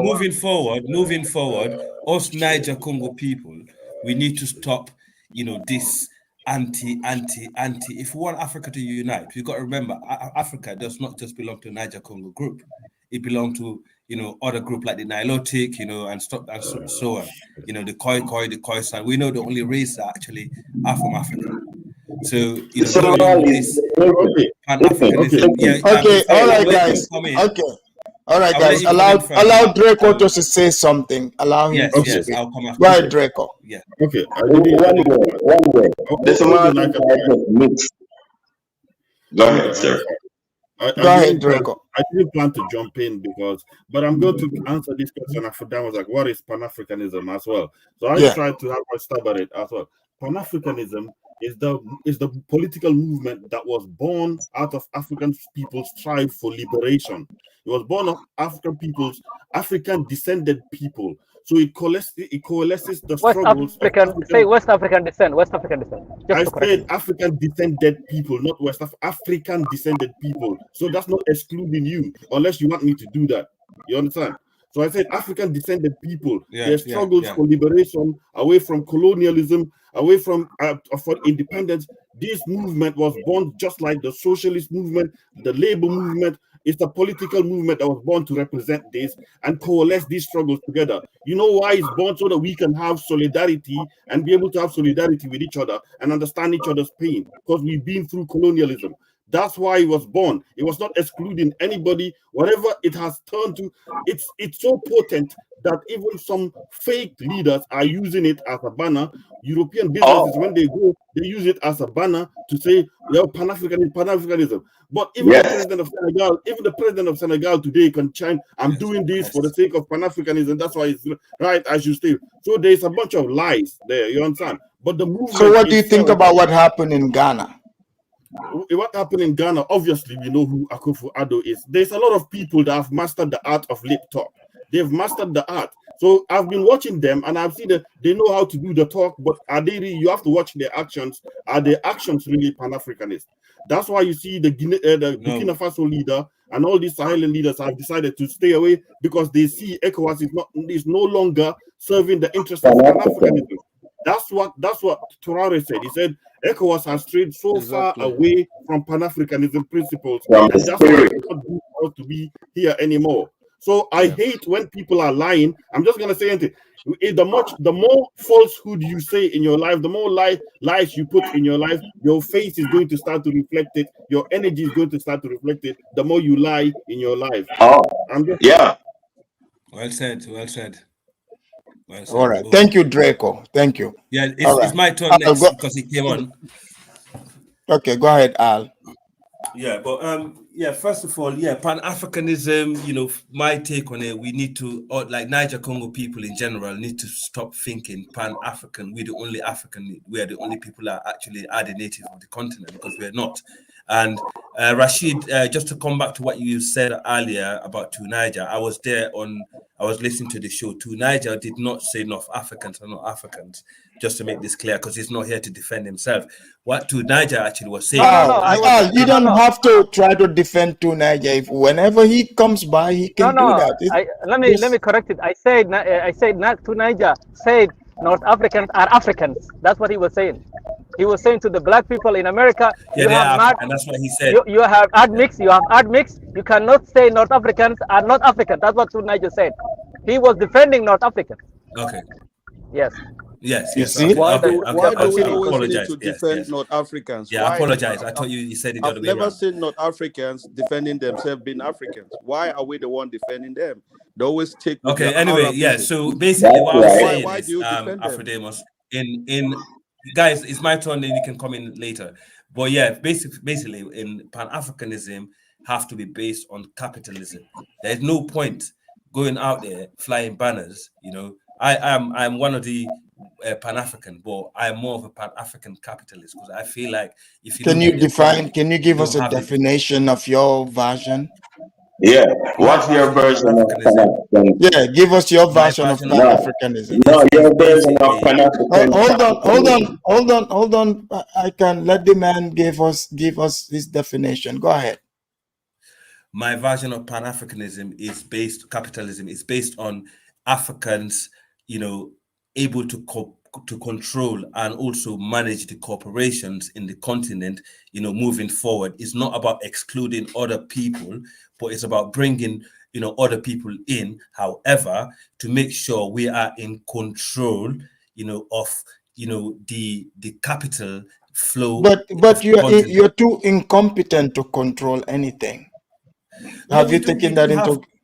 We do have the mindset. We do have the people that can actually do it. Do you have the expertise, the knowledge? Yes. If you look at for skills? example, China. If you look at China and a lot of these countries that develop, it's can you mute for a minute? If you look at China and all these countries that develop, it's a diaspora with the knowledge and the know-how, that went in with capital. Yeah, and actually invest and actually develop the country. You cannot just exclude other people because of their color skin or their background and stuff like that. You need to bring people in, because at the moment the way the world works is all about the corporations. It's anywhere the corporations want to move their wealth into, that's where they will be going to. So if you actually base your Pan-Africanism so why not just call yourself a capitalist instead of faking it and adding Pan-Africanist to it? The reason why that is because it's more like a slogan, because that slogan can actually transform into, people mindset to realize I'm actually, Pan-African based, based on this reason and for this reason, and this is what I want to achieve, out of this for my people. Is the objective. Basically, I could be a capitalist, but being a capitalist is just going to be ruthless, exploiting people and and stuff like that. But if you're you think that's what capitalism is, to exploit others? Yeah, there's a lot of exploitation in capitalism if you want to make money, because it's a very ruthless it's a give and take. You have your skills. In a way, it's a give and take. Also, you come to an open market and you sell your skills, your product. You get what you can get for it. You well know. It's open market. That's right, but also you well know it's very ruthless also, right? There can be a lot of exploitation, if not managed at the same time. So this is what I'm so like say, socialism, Marxism, and they don't exploit. They do exploit a lot. I think, in fact, that's the system that we had in Africa since colonialism. We actually adapt to. Should look at Guinea. Guinea attempted to socialism. The country was so poor, and people had to run away from the country. For years. So stuff like that. That's a good example. Socialism, communism. Is a way to trap us into poverty. And get us nowhere. So capitalism and Pan-Africanism I don't think is an experiment that's been tried in the continent. That's my take on it, and that's my belief. But Afrodemus, I'm going to leave you guys anyway. Thank you. Thank you for your insightful comments. Lozi, you up next. Lozi, what do you think about what this gentleman said? Lozi, are you there? I think Lozi is sleeping. Oh, he's asleep. Okay, Rashid, go ahead. Yes, Afrodamus, that's what whatever I was talking, I can actually answer it. That is, this all Pan-Africanism is backed by racists who are the people who are in the West, or the Niger Congo descent, who are living in America or in Jamaica. That is their ideology. They are pushing it.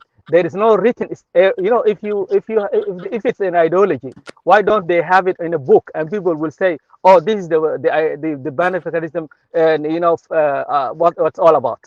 Everybody can read it, and it can join to be an Pan-Africanism. But they are not saying that. They're saying that this is all you have to look like. You mean it can change anytime, because yes, it's not. Yes, they're saying you have to look like Congo, Niger people. Like you have to look like that. And you don't have to be like North African. You don't have to be people from East Africa or Horn of Africa. That's what they are saying. That's what they believe. So this is only in their own group. It's not like all Africa. Even they don't have any nationality in Africa. Even all these African Americans or this Jamaican, they don't even have one passport of African.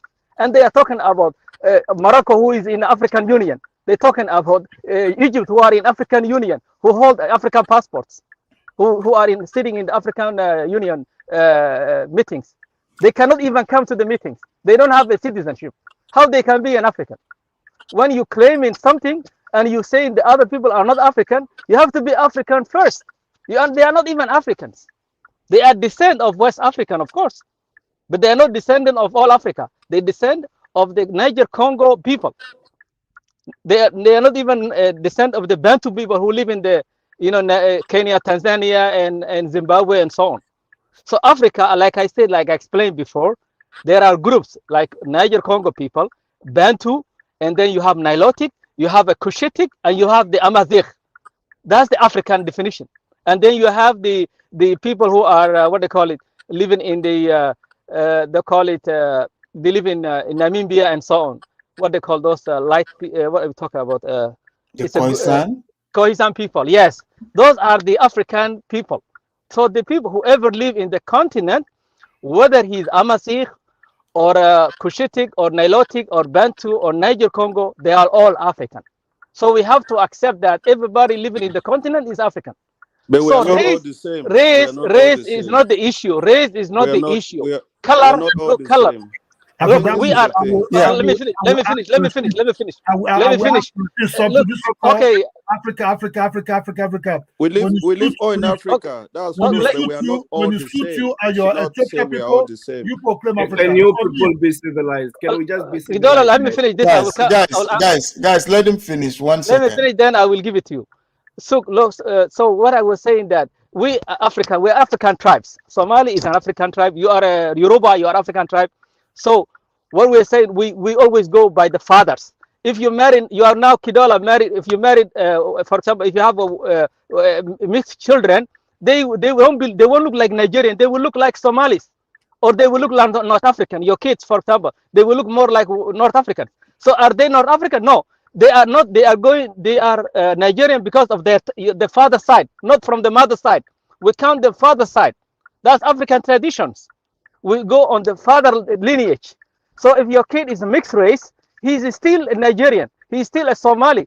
But if the mother married a guy from Germany, the kids are not Somalis. They are not Nigerian. They are not Gambians.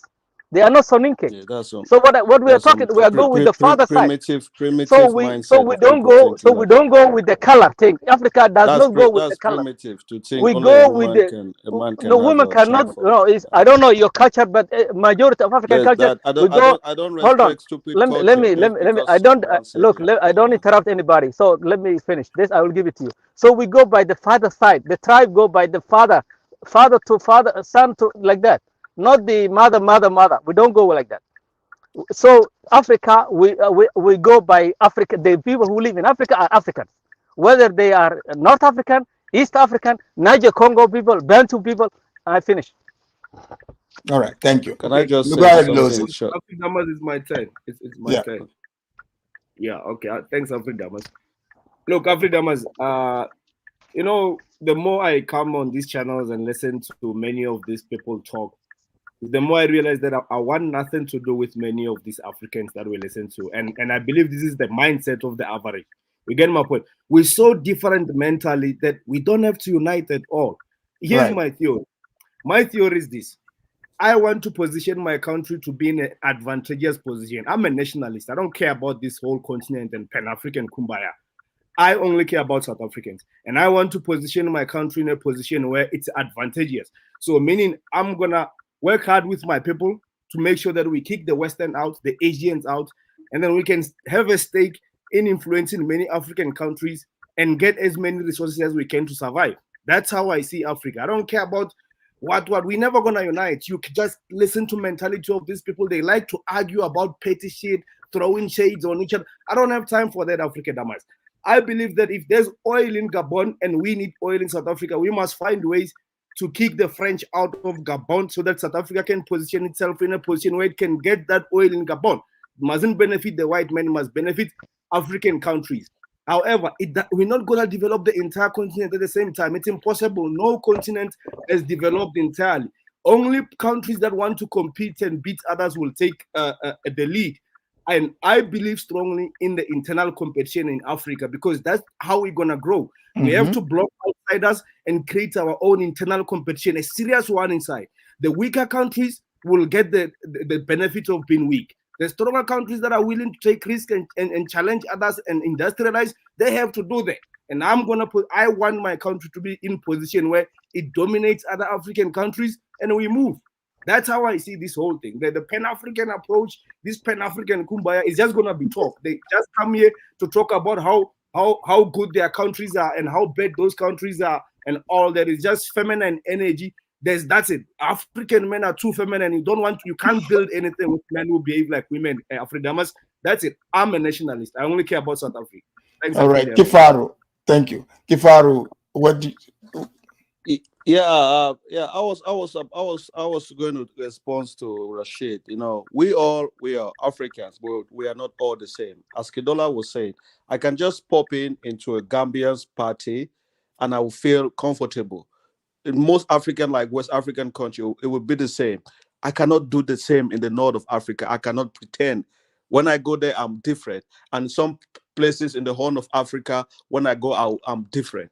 So when they say Pan-Africanism is Niger Congo, there's some element of truth in it, but that does not exclude people automatically. If you feel excluded, of course, then you're just a minority and you can't stop the majority. This is a majority. And like when you see me, they see you, there's no much different. So if we in the Niger Congo people feel that, okay, we have some similarities together, there's nothing wrong for us trying to be ourselves. The northerners, sometimes they felt your difference and they were creating your Pan-Arabism. That's the fact. No one stopped them. We didn't say, oh, okay, oh, you need to include us. They feel that they are Arabs, okay? And it's okay for them to create their own union. And it's okay for us to say, okay, we, the Niger Congo people, let me finish. Okay, We, the Niger Congo people, we can create something that is exclusively for us. If you feel excluded, it's okay. Then Horn of Africa, let's not pretend they're different. You see them, they stand out. Okay, we are not blind to see someone from Somalia, someone from Ethiopia, or Eritrea, or those countries. You see them, they're different. They have a different culture, a different mindset. They are different, okay? That is the truth, and we should not pretend about things like that. Like, people always come and say, oh, the Egyptians are this. I've never seen the Egyptian anywhere trying to say, oh, we're Africans, or we have to do this. They always try to distance themselves. Recently, the Tunisian president was even telling, oh, I don't want these sub-Saharan Africans to come and change my demography. That's who they are. We should stop pretending. Gaddafi? What about Gaddafi? Gaddafi did He that was not because Pan-Africanism and also Pan-Arabism. He was both. So what you gonna call him? No, see, don't bring Gaddafi, because we all know why. Because Gaddafi went to the Arab people, they didn't like him. He was trying to create. No, he was. Listen. We know Gaddafi. Gaddafi had an interest. It was not because but he was an Arab. people. He was an Arab. Yeah, but he went to the Arab people. You see the hypocrisy. One time you listen, accept it's Arab, not one time you don't accept. hypocrisy. Why you always bring Gaddafi? That's No, many you see, African people who have the done the hypocrisy. same. Do you One know, time you are supporting Arab, Rashid? Do you know Gaddafi sponsored terrorism in most African countries? Do you know that? I don't know about that. Okay, good. So don't talk about Gaddafi like you're talking to someone that does talk about Gaddafi. He had an interest. Many West African like him. He what? Many West African like him because he was given money to many West African countries. No. You see, everything is interest. You know, that he had an interest. That I'm not saying that he had a bad interest. He had an interest, but he had his own secondary motivation. It was not because he was this great Pan-Africanist. He had his interest. Gaddafi want to be king of king. He want to be king of the whole of Africa. Yeah. Let's bring in St. James. Hello, Alpha man. Welcome back, St. James. Thanks for having the show one more time so we can get to, come here and talk our nonsense and go back to sleep, right? Like I told you yesterday, right? It is about time that Africa redefine a different system. I don't know why we keep talking about Pan-Africanism, even though I think this is a good movement. But I think this movement got hijacked. That's why Africans is now moving forward. Like I heard about a lot of lip singing and all this kumbaya. You see that with ECOWAS, you see that with the African Union. We never even knew why we got together in the first place. So all our effort got lost in the sauce. So that's why sometimes you have to step back, take a deep breath and, reassess the situation. Why are we even together in the first place? What can we accomplish together? Africans don't even talk about that. They're talking about Pan-Africanism. Why all these people who talk about Pan-Africanism got killed in Africa in the first place? So we haven't even solved this crime yet, and no Africans want to talk about it. Why these people got killed in the first place? Why the people of Africa even felt to defend these people? Why are we still not even trying to get some sort of resolution for their family members? Nobody talks about it. You love the heroes, right? You love the Lumumbas. Lumumba family got compensated for anything? But you're still talking about it. Sankara family got compensated for anything? You're still talking about them? Why we can't even try to pay tribute to these people the right way? And we keep talking about Pan-Africanism. All this, like, I'm talking about my country, right? In '87, everybody loved Burkina Faso because we got Sankara. Well, he got killed. Look what happened to my country. Look what happened. You know, do I want somebody from my country again to speak about Pan-Africanism? To be honest, I don't. I understand what my current president is doing right now, but I'm worried. So you're like Lozi, you're nationalistic. Bro, based on what happened to us in the past, of course I have to stick to my country because we fell behind and they did it for a reason. You know, why do I want a president who would come back and say, hey, let's get together? Africans don't listen. Africans don't listen. You know, for the last 40 years, we got good people in Africa who told us exactly what we needed to do. We did not listen. You're saying it's time for Africans to mature, pull their big boy pants and stop this kumbaya stuff and get to work. Get to work, man. Roll your sleeve and know what you want. You know, we can't unite with weak people. If you're weak, it's okay to be weak, but let the one who are not weak to lead. You know, but Africans don't want that. The weak want to be in the front. The weak want to be able to talk to the masses. You can talk to the masses, but if the masses don't take action, you're still weak. You're still weak.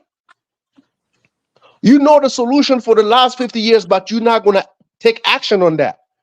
Why would I want to be there with you? So then it's good that Ghana's not the president, but the government looks like they block this. Are they sitting in their offices going like, we're not going to allow this nonsense talk? Or they saying, oh, we're scared. These people are going to wake the youths up. Look, Afadamus, I remember last year, right? You remember that video that you played about Akufo-Addo talking about it's time for Africans to get reparation from slavery? Right. Okay, so when you get a president who talk like that, right? This is a good talk that Africans like, right? And today you have a conference that got canceled by the government. Do you really think these guys are about action? Well, they talk a good talk. That's a good talk. So that's what I'm saying, because behind closed door, these people talk different. When they go to the West, they talk different. That's why I'm worried about Africa. You gotta peep on that. You know, you gotta peep on that. These people, they're not about actions. You know, and the people in front of us, they're not jokes. They get whatever they want. Even that means killing your people, they will get what they want. So that's why I don't want to be led by anybody, you know, because I'm worried about how I'm being led. You know, because if that don't work, your people will get killed, your leader will get slaughtered, and they will put your country behind 50, 60 years. That's what Africans don't understand. They have a plan for your country. So the first leader that will come, like these Traorés and the Goeta, listen, if this guy fell, we're done. We're done. And no African would praise us again. Like, oh yeah. You see these three guys talking about, yeah, they're strong. They want to be with. Look what happened to them. That's why I don't want to get into that conversation, because I'm worried, because Africans don't get it. If you miss it, you dead. These people in front of you, man, they know. Bro, in '87, you know what happened, man. You know what happened. So why do they? So I noticed the Pan-Africans in their speeches, they like to point at Thomas Sankara and even the YouTubers. What do you make of that? That's what I'm trying to tell you. Do we even know who even ordered the killing of that guy? Yes, we know the local guys who were involved. Do you even know who killed them? Our people are still going there drinking champagne and taking pictures and putting on Facebook. Is it happening or is it not happening? So are you a Pan-Africanism, but you see your people going to places that you know are making sure that no good leaders can rise in your country? So why don't you fight that first? Why don't you make sure those people understand? And listen, it's okay to go there. If you have the money, you can travel there, you can do whatever you want, but you gotta know. You gotta know when we're ready to go at it. We gotta draw the line. Which power would you want to be, left or right? Let me know. If you want to be behind, let me know you're behind. If you're not behind, let me know you want to lead. But the problem with Africans, everybody wants to lead. Everybody got a movement. Everybody wants to have a conference. So, and I'm asking, what are you trying to accomplish? What are you trying to accomplish so we can move forward? Because the previous leaders, some of them, many of them were fine, good leaders. Well, they said they wanted to come to meeting in Ghana to give hope to the youth. Well, the hope is good. So people love hope. Everybody love hope. But after hope, what's next? Well, I want to know, how can you teach a man to become a fighter?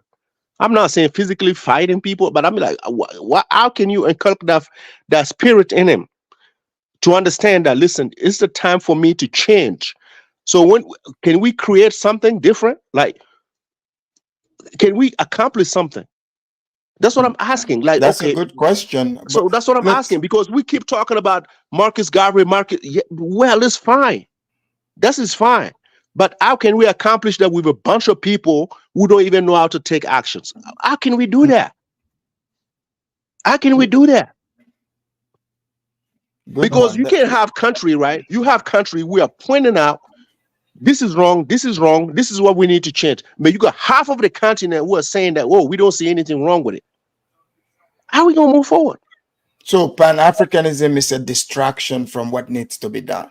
For the people who are leading it, I don't seem to see they're leading in the right directions. They talk about the issues.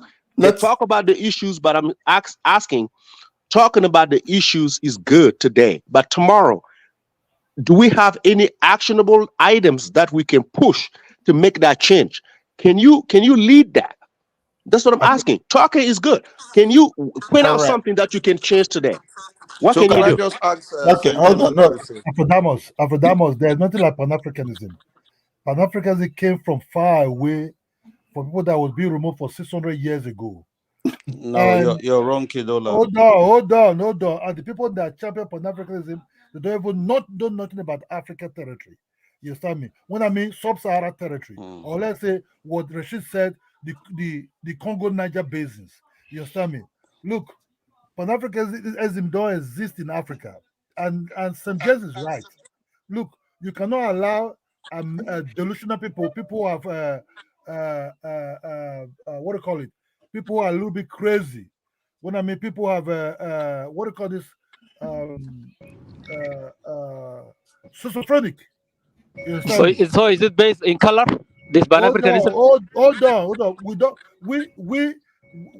Hold on, because this Pan-Africanism has become corn into some kind of movement that is very corrupt. It's being brought by somebody that I don't know nothing about. Person like who's come Kidola, can you let me Let's bring in my Judah. point? Judah, I'm welcome gonna to be the Afrodamus report. thank you. I'm gonna be I'm gonna be leaving soon, so but this is the thing. I'm just thanks Africanos for hold on, man. Guys, Hold let on. him I don't have a lot of time. Thanks Africanos for coming in, but it seems like people are confused between Pan-Africanism and black and pan-black or pan-race. See, when people come here and say Pan-Arabism, it's ridiculous to call Africans Pan-Arabism. They are also English. Arabic is a language. It's like black Africans speak English. It's like black Africans speak French, and black Africans are involved in the Francophonie House of Assembly with France white people, and the English people are in the Commonwealth with the English people. Does that make them pan Commonwealth or pan Francophonie or calling people pan Arabism? So now Do let me you know what is emphasize. Let me Pan-Arabism, finish. Jude? Do you Let me know the finish. movement? Let me finish. I live in the United States. When I went to college, we formed an African organization that was based on Africans, because the black Americans did not want us to partake in their own school organization, because they did not see us as we belong. They did not see Africans as they know their own history, what they have gone through. So when Africans created their own organization in this college that I went to, when they say Africans, I had Egyptians that were part of that union. I had Moroccans. I still have them in my contacts that were part of that union. We sat down. They made doing meetings. These people partake doing. We had an African day where most people dress in their African regalia, and these people came in and bought certain food that they are used to, and we also bought. Most people from different countries came in with their own food. So we shouldn't be confused. African Pan-Africanism is based on people on the continent. It don't matter where you find yourself, from South Africa to Morocco to Egypt to wherever you find in West Africa. Now, if you are more into pan-black, I mean, it's like people get on one money and say they are pan-white. Trying to link themselves with people in Asian countries because they look alike, or people in Europe or whatever because they look alike. Now, that might be a different movement for you guys and the ones in America. But when it comes to Pan-Africanism, it is a movement where Africans deemed to work together, live together as, in the same community where they find themselves, the same sphere. I don't see a black person in America just because we look black means we are the same people or we have the same kind of history. It doesn't work like that. The more you kicked out, there's no way you ever gonna kick out the Algerians out of Africa. These people are part of us. I mean, it's like you have that wife that you feel like she doesn't look attractive, and you don't have the means to divorce her, but she's still your wife, no matter what. So these people are still gonna be part of us. There's gonna be a point in time where African Americans or black people are gonna deny you, but the Moroccans are not. You see what is happening between ECOWAS when the Mali and Burkina Faso got kicked out. It was the Moroccans that came to their aid by offering them a port. So it's rather unfortunate that we Africans should be, having some kind of black people to school us in who we are, to tell us about our history. This Marcus Garvey does not That's concern me. correct. I That's don't know correct. this You there? guy. Go, Why man. Go should we ahead, be man. thinking? Why should we be bringing people into our own African history? You don't even have people that speak an African language. All what they speak is a colonized kind of language given to them by a white man. They have never, make an effort to even learn an African language, and you want me to believe that? I mean, it's rather unfortunate that it's only They these learn. Africans They that learn find the themselves Chinese, but they don't like to learn the in African. Europe. Hold on, Let but me these finish. are Africans. They I are don't have. Africans. Yeah, let me finish. Let me finish. See, Hello, the countries Jude. How you doing, Jude? countries have been established. They now have nationalities. Either you're an American, you're a Cameroonian, you're a Nigerian, you're a Gambian, you're a Somalian, and all of that. They have never been in a place where there's pan nationality. You identify by American. America has given you the go ahead to be an American citizen. You cannot leave that continent of North America to live and claim something that you will never exist as African. I mean, slavery is gone. You want to create a pan-black, go ahead and create a pan-black union. But Pan-Africanism does not include African Americans. They have their own union. They want to create a union with Pan-Caribbean or Pan-whatever or Pan-Black, that's on them. But a Pan-African, you have to differentiate between a Pan-Africanism and Pan-Black. These are two different things. You cannot bring person from That's America and correct. That's include him correct. in Pan-Africanism. It doesn't work like that. Okay, Pan-Africanism is Judah, people on the African hold on, continent, and that's just Judah, my point. Judah. Yeah. So with the Arabs up north, would they? Okay, let's say like Rashid. Rashid, would you consider yourself pan-Arab or There's pan-African? nothing as Okay. pan-Arab. I Yes, Arab they have is pan-Arab. Yes, Judah, they do have pan-Arab. it's like calling yourself pan-francophonie or No, pan-commonwealth they do because you have speak English pan-Arab. or because you Judah, speak Arabic. Judah, Judah. Yeah. They do have. No, Somalia is part of the pan-Arab. no, they are in the Okay. I Arab will answer League, that. but Okay. they I are will in the answer. Arab Yeah. League, which Yeah. can be Judah is called right. pan-Arab. Judah is Quite all right. absolutely. He's But correct. you are also in the Quite all right. Commonwealth. Are you pan-commonwealth Let or me are you answer. Let me answer that. pan-francophonie? Let me answer that. Go. Let me answer Yeah, that. Quite all right, Judy. Quite all Okay, right. go let me ahead. Quite answer. all Let me right. answer. Let me answer that. Okay, Hold on, Somalia joined Rashid. the Arab League. Somalia joined the Arab League for their own interest. We joined our own interest because we need business with them. That's only reason we joined Arab League. Nothing else. You see? Can you hear me? Yes. Yeah, that's the reason we joined Arab League. It's our own interest. We get free scholarships. We send our product to Arab countries, and we send all our money, livestock to Arab countries. So we do it for our own interest. People go there and work there, and they get the work permits and all that. And and also we get for our own. Every country have their own interest. So we go with, because African Union does not have any effect. That's not functioning. That's not functioning. They are African weak. Union is a dead club. It doesn't work. So this African Union is not work. So we have to look for our own interest. We can join Arab League. Now we are part of also East African community with the Kenya, Tanzania, all that. We are part of EAC community. So we are also part of that. So I finished. That I think answer your question. So someone is saying Yeah. Somalia Can I join just say this? Arab Let League, me. they feel they are Arabs. What about the black Africans that join Francophonie? Are they white people? Or the ones that join Commonwealth, are they You English? got it. You got I it. mean, come on, Okay. no. Okay. I mean, Okay. what I was All puzzled right, about guys. African Africans are so myopic All in the way right, we guys. do things. I'm about to leave for sure, but I'll Yeah, give but thank you, 15 Afidemo. seconds Let me just closing. close. Let We'll me just stick close, to and I'll it. do my 15 closing seconds because statement. I gotta go. Go ahead. Yeah. Okay. Let me just do my closing. I'll go back to Pan Africanism. Let me just say this, and 15 I seconds. think I 15 will seconds. agree I'm with about St. to leave. James.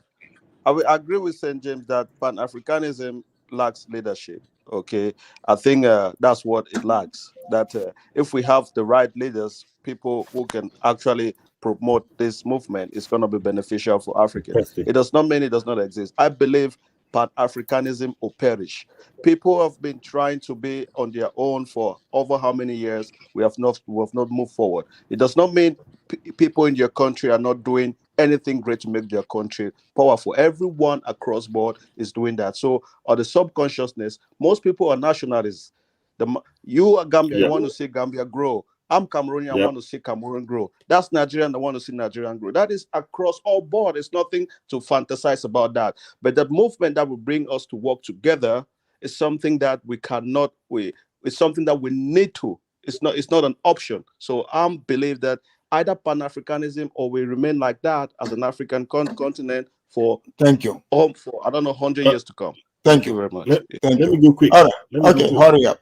Oh, you jumped off. Kifaru, I wanted you to subscribe to my channel as well. I've been trying to send you emails, but it's not working. So I wanted you to subscribe to my channel, Kifaru, as well. But anyways, and quick response. Mine is going to be brief. St. James, even with all the stooges and puppets and liars and all these political puppets speaking and giving lip service to Pan-Africanism, Ibrahim Traore hasn't still betrayed he still believes in the principle of Pan-Africanism. That's why he's pivoted from ECOWAS, because he believes ECOWAS has strayed so far away from it as well. So Traore still believes in those principles.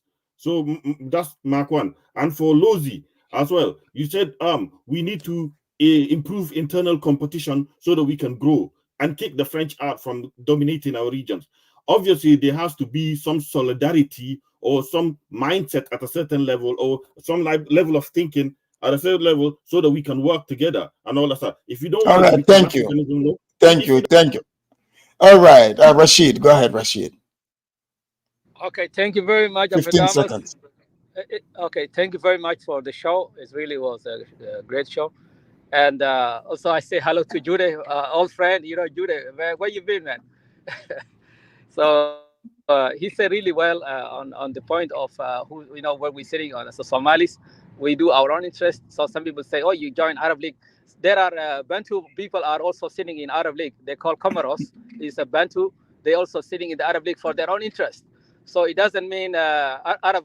Egypt is not an Arab country. Egyptians are not Arab. They are not African. They are still in the Arab League. The Amazigh in the North Africa, they are in the Arab League. They are not Arabs or by originally. So they join the Arab League for their own interest. So this is interest you can join, like All right. like Judah said. Thank you, Cameroon is a Rashid. francophone and everybody. Thank you, Rashid. Thank you very much. Thank you. All right, St. James, go ahead, St. James. Oh, okay. Well, thanks for that conversation once again. I respect everybody's point of view, and I always learn when I come in. And then, I mean, if you see a good fight and you feel like you want to be a part of it, just be part of it, you know. And for the Africans, I believe we need to stop talking a lot and, roll up our sleeves and, and get to doing what we need to do. You know, I feel like we are behind, and I believe in our people on the continent, you know. That's why we're still on these lives and we give our opinion. You know, I respect everybody that I respect Traore, but you got to look at history. My man is 35 years old. He got the courage, he got the stamina, but there was one guy behind prior to him that was the same age, same courage. Look at what happened to him, you know. Thank And you, St. James. so Thank you. let's be careful. Thank you. All right, thank you. Let me go for Damas. Go ahead, Kidola. You see, we should unite as people, but not to gum each other. But I think we cannot allow people that are being rooted off 600 years to come and sell us that nonsense. I think the Black Americans are singing this kumbaya about Pan-Africanism. They have total different mindset and they're crazy. You understand? How can you bring bipolar people to come and sell us nonsense? You understand me? Bipolar people belong to a clinic house. So we should get our house together, special ECOWAS, to come back, bring in your brothers, Mali, and the other. We are far more related than any other thing. I believe in ECOWAS more than this so-called Pan-Africanism, even African Union. So I think ECOWAS should come back together, but we should be very mindful of people who want to sell us nonsense, and they should take care of their bipolar first before they start selling us this nonsense. Yeah. Thank you, Kidola. Thank you. All right, that was Kidola. All right, Lozi, you are up. Yeah, sure, man. Afridamas, I'll be quick, man. Look, Ibrahim Traore is more of a leader than those 4 clowns that were trying to enter Ghana. You know, and power to Nana Akufo, you know, our modern biggest sellout. But hey, man, power to him. He blocked those clowns from coming there. So, look, for me, Afridamas, I've grown to not care about the rest of Africa, man. I just want to see my country thrive and my people eat. That's it. Thanks, Afridamas. Thank you. All right, Judah, you are up. Oh yeah, man. I appreciate you coming back, and I think this is a good topic. You know, Pan-Africanism is something that we have to realize that is part of Africa. It's not part of being black overseas, or Africanism involve all the 54 countries. If you are not from one of these countries, you are not supposed to be talking about Pan-Africanism.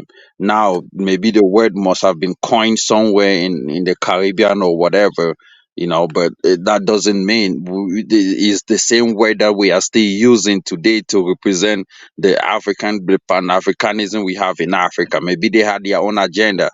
Maybe their own agenda was to come to Africa, to recognize themselves as African. But now, as years go by, we African on the African continent have realized that we as Africans have to work together. And thank you, Africanos, and you have a good day, man. Appreciate you too. All right, that was Judah. Thank you guys for a great show. Please make sure you like and subscribe to the channel. As you guys see, this is how the conversations go. I'm seeing more and more people understanding that the conversation needs to be had. It's not right or wrong answer, but people have to come and lay their views out. That's how we learn and understand, the world around us. But it's not one size fits all African. As you can see, clearly there's different definitions. So until next time, I'm your host, Fridamus. I'll see you guys.